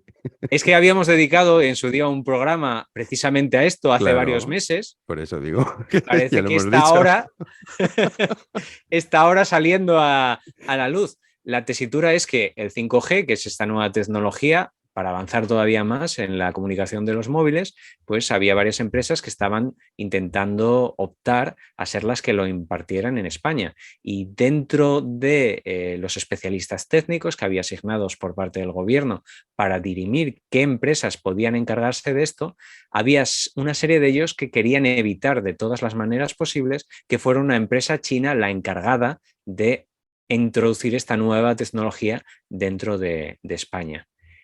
Pero curiosamente, en la última semana se ha rescindido contrato, entre comillas, de al menos 2 de estos opositores. Entonces, claro, hay una situación de tensión en la que se está viendo un acercamiento de España a China, y con la parte tecnológica por bandera puede resultar extraordinariamente problemático. A ver en qué termina, cuáles son las noticias que se nos traen de este último viaje del señor Pedro Sánchez a China, para ver cuáles son los resultados reales de cara al 5G y el futuro de la tecnología china en España. Pues sí, 5G ya estamos ya con el 6G, incluso 7G, ya también están. O sea que cuando empecemos con el 5G, ya estaremos en el 7G. O sea, Exacto. bueno, nosotros somos así y nos tenemos que creer como somos los españoles. Prisas las justas. Vamos con comentarios. Bueno, antes de los Sí, comentarios tenemos un tema básico para que la gente no eche de menos el resto del sudeste asiático. sí que esta Y es semana, que claro, le ha eclipsado toda la India. Exacto, esta semana ha sido muy potente, Como para pero esta semana no podíamos evitarlo, pero sí que ha aparecido en mucha prensa oriental, o sea, del nuevo occidente, sobre todo en inglés, han aparecido muchos artículos vinculados a la jubilación. Es decir, haciendo sí, es verdad que lo hemos entrevistas, comentado antes. claro, haciendo entrevistas a gente, sobre todo americanos o gente que ya había conseguido jubilarse a una temprana edad, llamémoslo los 50, y que se han ido a vivir a Filipinas, a Malasia, a Singapur, a Tailandia, a Vietnam. ¿Por qué? Porque de repente habían acumulado suficiente dinero, se iban a países medianamente baratos, y parece ser que todos estos países de manera simultánea han dicho: mira, en vez de dedicarnos a fomentar el turismo de manera puntual, vamos a fomentar la inversión y, muy importante, atraemos gente con experiencia y con dinero. Porque quieren ofrecer la posibilidad de trabajar como asesores a toda esta gente. Entonces, pues, por ejemplo, en Malasia, muchísima población habla inglés, hay una sanidad muy decente para la zona, además está muy cerca de Singapur, en caso de que alguien quiera trabajar en Singapur o estar viviendo entre Malasia y Singapur, y además es un sitio muy barato. También están apoyando todos estos gobiernos los trabajos online, cosa que en el caso, por ejemplo, de Canarias se quiere hacer, del teletrabajo, intentar implantarlo. También algunos de estos jubilados, a la vez que están jubilados, pues han decidido dedicarse a hacer vídeos de YouTube. que les dan un aporte adicional y también hacen de guías y hacen trabajos, digámoslo así, de manera más esporádica, pero que les permiten seguir teniendo una serie de fondos. Y en el caso de Indonesia han llegado mucho más allá y han decidido que si alguien se lleva para allá 120.000 euros y los pone en el banco, ya pues puede quedarse allí a vivir durante una década. Mira. Sin ningún tipo de tapujos y ese dinero te sigue aportando a ti unos beneficios, pero solamente con irte con este dinero ya podrías estar medianamente viviendo en un país como es Indonesia. Y en el caso de España, pues hay que decir que no sería lo más aceptable. Es decir, en algunos países del sudeste asiático hay unos acuerdos especiales en el punto de vista de los tributos, de los impuestos con España. Entonces, se pueden hacer una serie de combinaciones para seguir cobrando la pensión en estos países. Bueno, Entonces, bueno, pues que hay esta posibilidad y pues hay gente que puede estar tanteando el acercarse a estas zonas. y como También sigan hay que subiendo ser... las pensiones, al final, vamos, o sea, te compras una mansión ya directamente. Claro, Claro. están en Esto es esa situación, o incluso que si estás trabajando en estos países te pueda contar como parte de los años de trabajo dentro de tu jubilación en España. Es un tema muy, muy curioso, sobre todo también con un tema que es comparar estas jubilaciones con la de los países asiáticos. Hay muchos tipos, pero la que más me ha llamado siempre la atención es el tipo de jubilación de Singapur, que hasta hace muy poquito permitía retirar todo el dinero de la jubilación de manera automática. Es decir, que se imagine a alguien, se jubila y coge Y pum, absolutamente todo el dinero de golpe que debería de ir cobrando mes a mes. Evidentemente, esto ha generado una serie de cosas muy curiosas, como empresas de jubilados y también de mucha gente que desde Singapur se ha ido a vivir a Malasia con muchísimo dinero, porque en Malasia, como hemos dicho, era mucho más barato vivir. Entonces, bueno, la situación de la potencia de los jubilados en el sudeste asiático, que no la olvidemos, está ahí y que pues puede ser el futuro de alguno de nuestros oyentes. O sea, que valoren la Sí, sí, que lo posibilidad y si valoren, que les lo valoren. interesa más, pues seguimos hurgando, que es un tema que a mí me encanta. Tienes que es una maravilla, porque al final, jubilado hoy en día, 65, 67 años, oye, a qué bien te quedan 15 por delante. Y más o menos de la cabeza sueles tener una década más, pues montas una pequeña empresita de algo que te gusta. Y tampoco mucho afán de lucro, sino simplemente, pues oye, para entretenerte casi, ¿no? Buscar una distracción, un hobby. O sea que, mira, una buena oportunidad esta que nos comentas del sudeste asiático. Vamos ya, si te parece, con los comentarios y luego vamos con Taiwán o al revés, como tú quieras. Vamos con los comentarios y después arrancamos con Taiwán. Como Vale. siempre, muchísimas gracias a toda la gente que ha participado en los comentarios, todo el cariño que me han dedicado por la parte de la defensa de la tesis, que nadie se preocupe, ya está defendida, ya veremos cuáles son los resultados oficiales, de manera, por el momento podemos decir que máxima calificación, que es lo que se puede decir, única y exclusivamente, máxima calificación por unanimidad. Oye. Y bueno, pues ya veremos cómo evoluciona la cosa. También tengo que agradecer a aquellos que hacen los comentarios y hablan desde dónde escriben, que me resulta muy curioso, que mucha gente está en algunos países asiáticos, pero hay otros que nos escriben desde el Valle del Tietar, que, ojo, que también es una zona muy interesante aquí dentro de España, en el entorno de la Sierra de Gredos, y que al otro lado del Valle del Tietar, que es donde están Béjar y Candelario y demás, también hay algunas colecciones asiáticas muy importantes.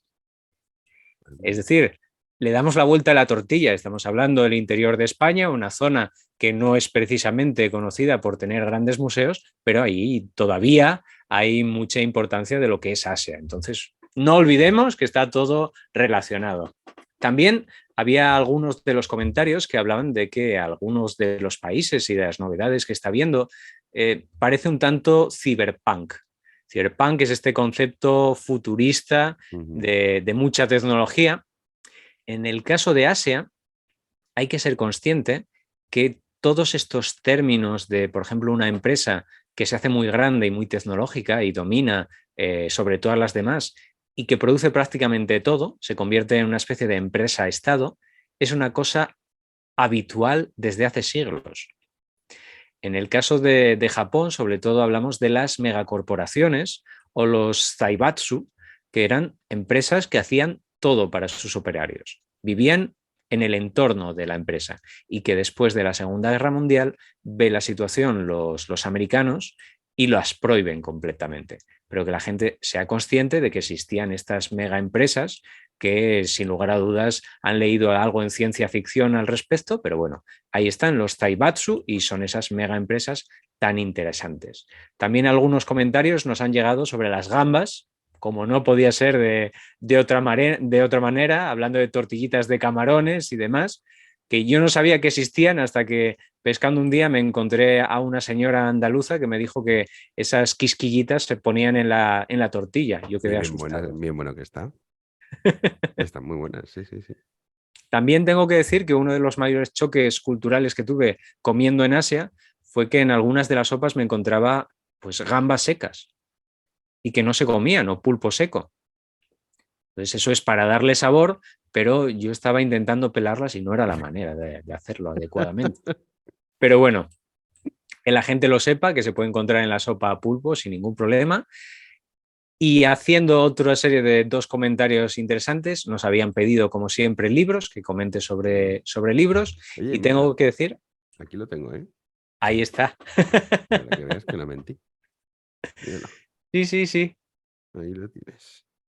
El No he Atlas de los empezado, ¿eh? Pueblos. Te tengo que decir que no he empezado a leerlo. He hecho un vistacillo así por encima, pero vamos, están todos, ¿eh? Tienen todos ahí su parte. Bueno, la India ocupa bastante más, porque lógico, pero sí. No he empezado aún, ¿eh? Pero vamos, para que veas que lo compré.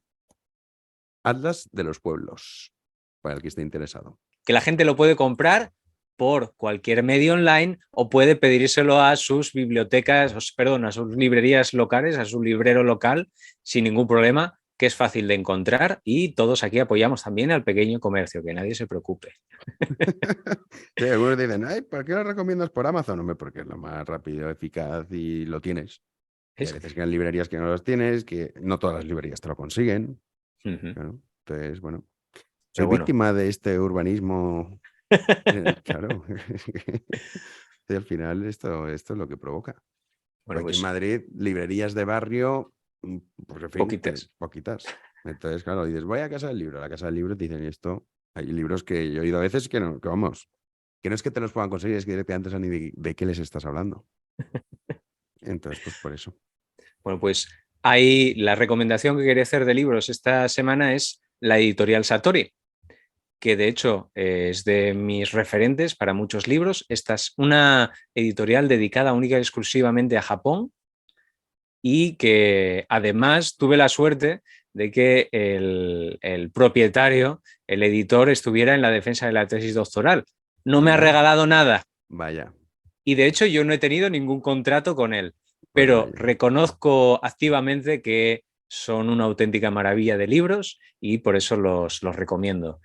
Publican los mejores especialistas sobre Japón, españoles, pero también tienen un apartado dentro de la editorial que es Clásico Satori, que son los textos más importantes sobre Japón, todos en la misma colección, textos clásicos, pues a precios que son de risa auténtica, que la gente pueda acceder a ellos. Yo personalmente me gusta mucho la enciclopedia yokai, que es de 2 tomos. Los yokai son estos seres mitológicos japoneses muy variados y es de Shigeru Mizuki, que es un autor de manga japonés que se dedica a hacer dibujitos de manga, cómics y demás, que bueno, hablando así de él, pues bueno, parece una persona pues de esta gente que se encierra en casa y hace dibujitos y más, pero ha hecho unos trabajos de antropología muy potentes, ha estudiado todas las leyendas y para dar un poco de contexto, perdió el brazo durante la Segunda Guerra Mundial, combatiendo contra los americanos.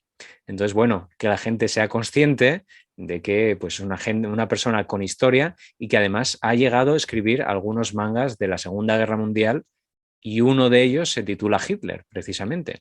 que también está publicado en español, aunque no por la editorial Satori, creo que es por la editorial Astiberri, pero bueno, que la gente sepa que hay ahí unos temas interesantes de la editorial Satori, y si se van a la parte de clásicos es una apuesta segura. Ahí uno no puede fallar porque son los mejores textos que hay a nivel mundial sobre Japón.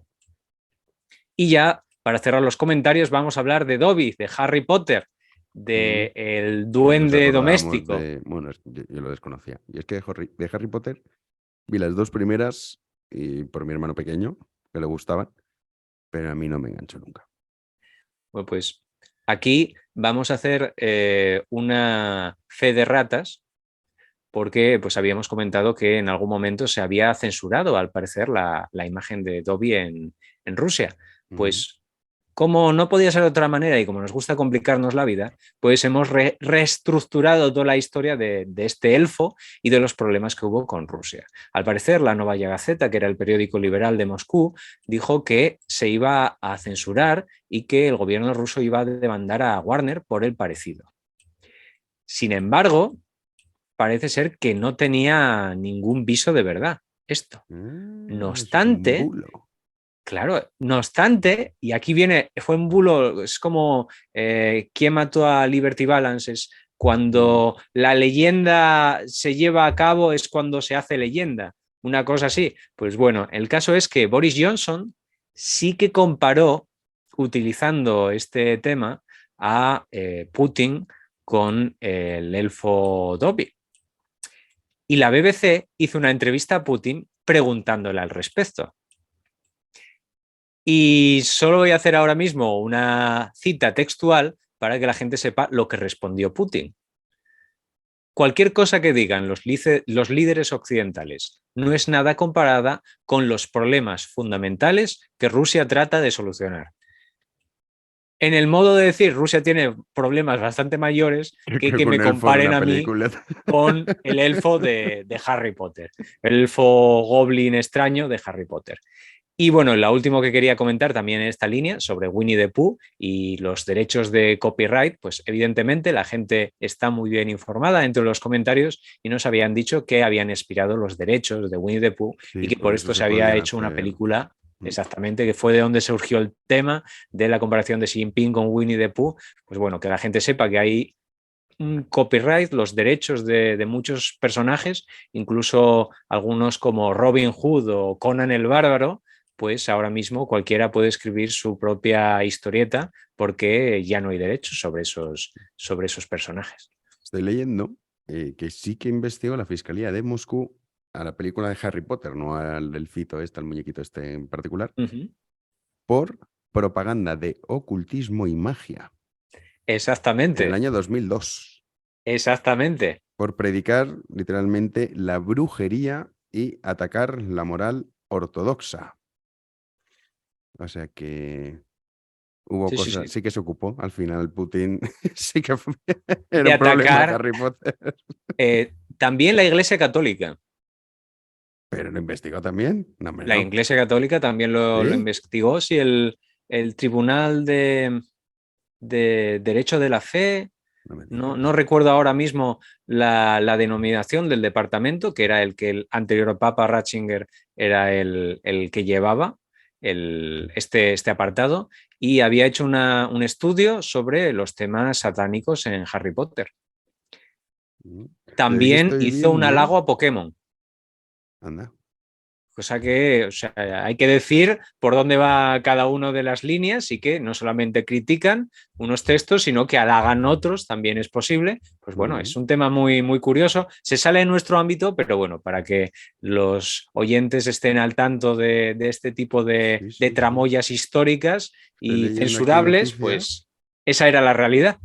La Iglesia polaca, que creía que eran libros peligrosos, y también en un colegio un cura animó a los estudiantes y entonces quemaron los libros de Harry Potter en la escuela. Pero esto fue lo normal. Bueno, oye, al final, cosas que pasan. El ser humano es así. En cuanto se empiezan a quemar libros, ya Sí, sí, en Vamos, principio empezamos mal. Sí, sí. se empiezan a quemar personas en nada. Por lo tanto, mucho ojo con las noticias de quemar libros y bueno, pues aquí estamos también para enmendar o ampliar las noticias que así se nos solicitan. Pues sí, así es. Y vamos ya con Taiwán. Qué historia apasionante, curiosa, porque es de los pocos países que se fundan. Bueno, cuéntalo, Chiang Kai-shek y compañía, que lo voy a contar yo. Bueno, podemos hacerlo entre los dos, no hay ningún No, no, problema. no, no. Tú eres el experto, el especialista. Bueno, pues vamos a hablar de Taiwán, la República de China, que es como quieren oficialmente reconocerse. Inicialmente, esta pequeña isla, que está muy cerca de las costas de la China continental, tenía una población de astronesios aborígenes. Esto es una cosa que no se suele tener en cuenta, pero es fundamental para seguir toda la historia, todo el proceso. Evidentemente, con el tiempo, los granjeros chinos van tratando de asentarse en la región, pero hay un conflicto muy potente. Será en torno a 1542-44 cuando los portugueses, en esta carrera por la especiería, pues empiezan a acercarse por la zona y ven una isla que les parece maravillosa, que está muy bien, con sus montañas, con muchísimo bosque, cosa totalmente importante. Recordemos, marinos y madera es imprescindible. Bueno, pues les ha parecido tan bonita que la terminan llamando Isla de Formosa, la Isla Hermosa, y que fue durante siglos el nombre por el que se conoció la isla de Taiwán. En 1620, en la década de 1620, es cuando primero los holandeses en el sur de la isla deciden asentarse para cubrir una zona muy interesante de tránsito comercial y prácticamente a la par los españoles se dedican a hacer un asentamiento en el norte, como no podía ser de otra manera. Empezó por entonces ya a utilizarse un etnónimo, que es el nombre derivado de una etnia, que es el de la tribu de los Taiwan, y del Taiwán llegó al Taiwán. Pero bueno, en esta tesitura tenemos españoles en el norte y holandeses en el sur. Los españoles en el norte, gracias a Antonio Carreño de Valdés, que en teoría por 2 líneas de investigación debería ser también paisano mío de Asturias. El caso es que se hacen con la región medianamente dividida, no hay conflictos durante un tiempo, pero finalmente, después de 20 años, los holandeses son los que expulsan a los españoles. 20 años después, serán los holandeses los expulsados, en este caso por un personaje espectacular que es Koxinga. Zheng Chenggong, pero como nosotros eso de pronunciarlo nos va a costar un poco, Koxinga nos suena muchísimo más, sobre todo a los que estaban en Filipinas, que es el que llega aliado con el ejército inmenso que le manda China.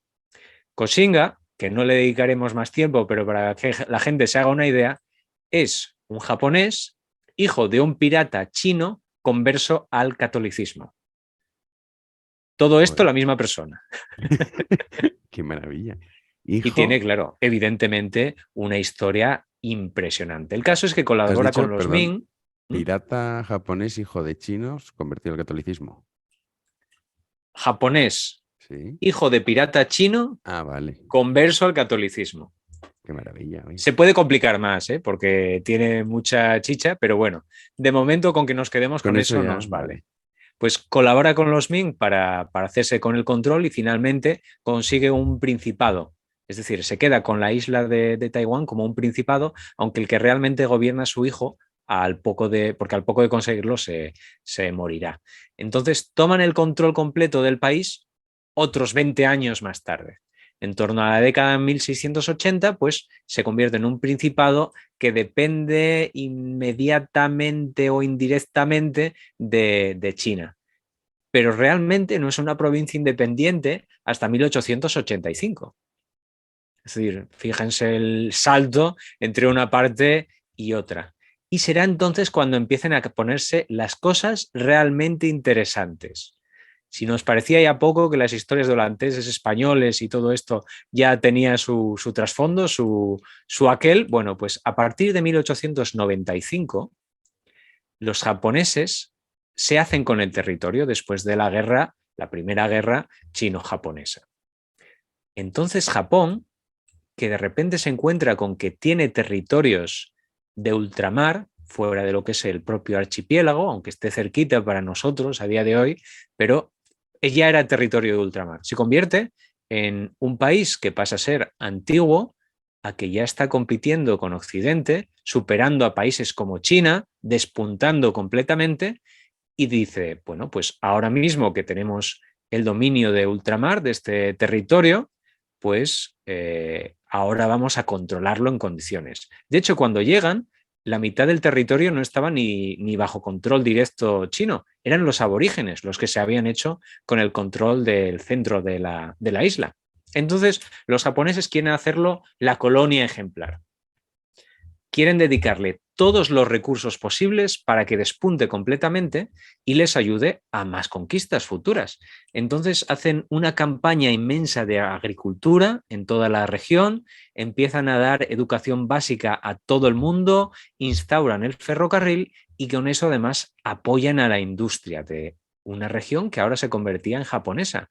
Y con eso disparó el nivel de vida hacia el infinito comparado con el periodo previo chino. Evidentemente, a cambio, se pagaba con control. Pero hay un repunte que será fundamental en la historia de toda Asia. El caso es que, a pesar de este proceso en el que se van convirtiendo en una potencia industrial dentro de Asia y a las puertas de China, a partir de 1945, con la derrota de Japón después de la Segunda Guerra Mundial, la cosa se pone muy complicada para Taiwán. ¿Por qué? A pesar de que se había derrotado a los japoneses, como el territorio de Taiwán había sido japonés durante décadas, se les asume como colaboracionistas a toda la isla. Y claro, eso comenzó con expolios y desmontando toda la industria del país. Evidentemente, toda esta gente, que la mayoría de ellos ya era segunda generación de japoneses coloniales, empezó a haber protestas y esas protestas terminaron entre 10.000 y 20.000 muertos. Es decir, la situación estaba ya empezando a ser muy peligrosa y muy enquistada con el gobierno chino. Entonces, en 1949, con Chiang Kai-shek ya en plena retirada, porque ha sido totalmente vapuleado el pobre hombre, pues se encuentra que no tiene a dónde huir. No hay más territorio a donde correr. Y se marcha a Taiwán con 2 millones de nacionalistas de la persecución comunista. Chiang Kai-shek había sido el sucesor de Sun Yat-sen, un personaje espectacular y que tiene infinidad de contactos, incluso con vínculos con España.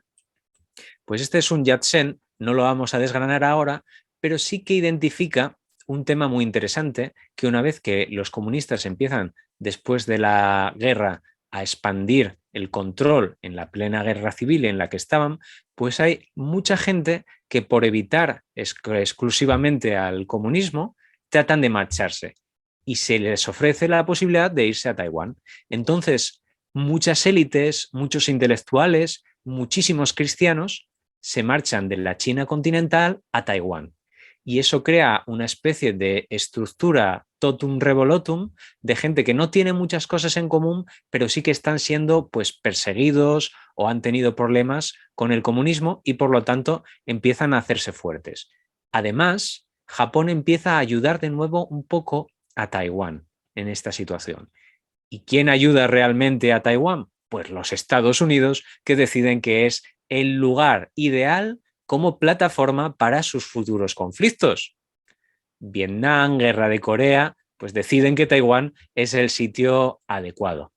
Progresivamente va siendo más aperturista hacia China. Recordemos que prácticamente en este momento seguían en una guerra constante, porque era donde había huido el gobierno previo y se estaba haciendo fuerte. Y a partir de 1988 se permite a los taiwaneses hacer inversiones en China, sobre todo inversiones industriales. Recordemos las fábricas de Apple o lo que es lo de todas las empresas de Taiwán dentro de China, que se suele obviar. Bueno, pues todo este proceso lo que genera es que Taiwán de repente vuelva a tener un boom económico absoluto. Aquellos que hemos crecido en los 90 con el sello de Made in Taiwan en cualquier tipo de objeto, sí.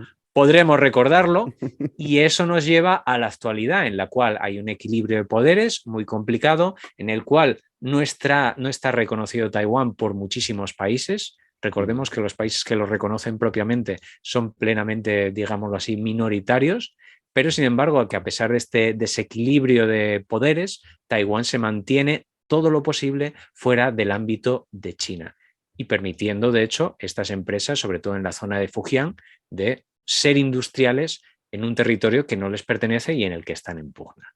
Más o menos este es el resumen, muy rápido, y el que quiera saber más sobre Taiwán, que busque cualquier texto de José Eugenio Borao, que es además profesor de historia allí, en Taiwán. Mira. Y para hurgar más en la historia de Taiwán y España, hay un documental que está en YouTube y se puede encontrar sin ningún problema, que es Redescubrir el fuerte de San Salvador. Si buscan redescubrir el fuerte de San Salvador, podrán encontrarlo y descubrir qué visión tienen de los españoles y del pasado español los taiwaneses. Pues mira, ya es una historia breve, resumida de Taiwán, como no puede ser de otra manera, porque si no estaríamos aquí solo con la parte final, ya nos daría para unos cuantos programas. Ramón, despedimos con Confuciada. ¿Qué nos traes? Confuciada. Nos volvemos con Sun Tzu y sus frases tan maravillosas y especialmente cortas que nos tratan de resumir toda la realidad bélica y no bélica. Pues en este caso, una frase muy sencillita, pero que la gente podrá poner a utilizar en su casa teniendo en cuenta lo que pueda suponer. Que la gente tenga cuidado con ella, puede ser peligrosa, puede generar guerras. Y paso a leerla. Si tu oponente es de temperamento colérico, busca irritarlo. Tan sencillo como eso. Esto nos quiere decir Sun Tzu, que aquel que se pueda calentar, si es tu enemigo y quieres derrotarlo, no dejes de echarle leña. Esto es lo que le pasó a un general turco con Timur el Cojo. Que sí. Empezó a calentarse y luego, mira, no le salió bien la jugada, tengo que decir. Fue favorable a Timur, claro. ¿Motivos obvios? Sí. Pues nada, querido. Oye, mil gracias y ya nos vemos pues la semana del 17. Ya sabes, semana que viene no, porque es Semana Santa. Y la siguiente no porque sea Semana Santa, sino porque no estoy en España. Entonces resulta imposible. ¿Semanas de guardar? Sí, pero la siguiente volveremos con el Nuevo Occidente y con temas que, como siempre, saben, queridos oyentes, dejen comentarios, sugerencias de sobre todo esos últimos bloques que aborda Ramón, para que él, pues bueno, pueda, en función de lo que considere, estudiarlos a fondo, o cuando no, ya siendo conocedor de ellos, para que nos lo cuente a nosotros. Pues nada, pasa un buen fin de semana, pasa una buena Semana Santa, descansa, que te lo has ganado, con la tesis ya por fin presentada, y oye, a ver si los incendios de una maldita vez, pues en fin, me decías que estaba lloviendo ahora. Sí, está lloviendo. Que ayuden ha ayudado. Esperemos, sí, esperemos que, bueno, pues, que pronto acabe todo eso. Esperemos. Cuídate mucho. Igualmente, y feliz Semana Santa para todos. Un abrazo fuerte, Ramón. Hasta pronto. Pues esto ha ocurrido en el Nuevo Occidente, una semana muy movidita, especialmente en la India, y les recomiendo que busquen, hablaremos con Ramón Vega, porque además ya estamos perfilando podcasts especiales, uno de Gandhi, otro de Blas de Lezo, que muy pronto haremos. No, es que entre él su tesis, yo el libro, era prácticamente imposible, pero ahora que estamos un poco más liberados, lo haremos. Pero les recomiendo que busquen La ciudad de Varesi, documentales La ciudad de la muerte, porque es increíble. Hacía mucho tiempo que no lo veía. Y además hay un montón, como esto que pasa, ¿no? Que a lo mejor estás 2 años sin mirar sobre eso y te metes y existe un montón de documentación nueva y además, claro, la tecnología avanza a tal velocidad que las imágenes de los documentales de ahora son de una calidad infinitamente superior a esos documentales que uno veía hace 10 años o cosas así. Así que bueno, les recomiendo que lo busquen porque ya les digo que no les va a dejar indiferentes y así vamos abriendo boca para cuando Ramón, si ustedes lo consideran oportuno, lo trate en este podcast.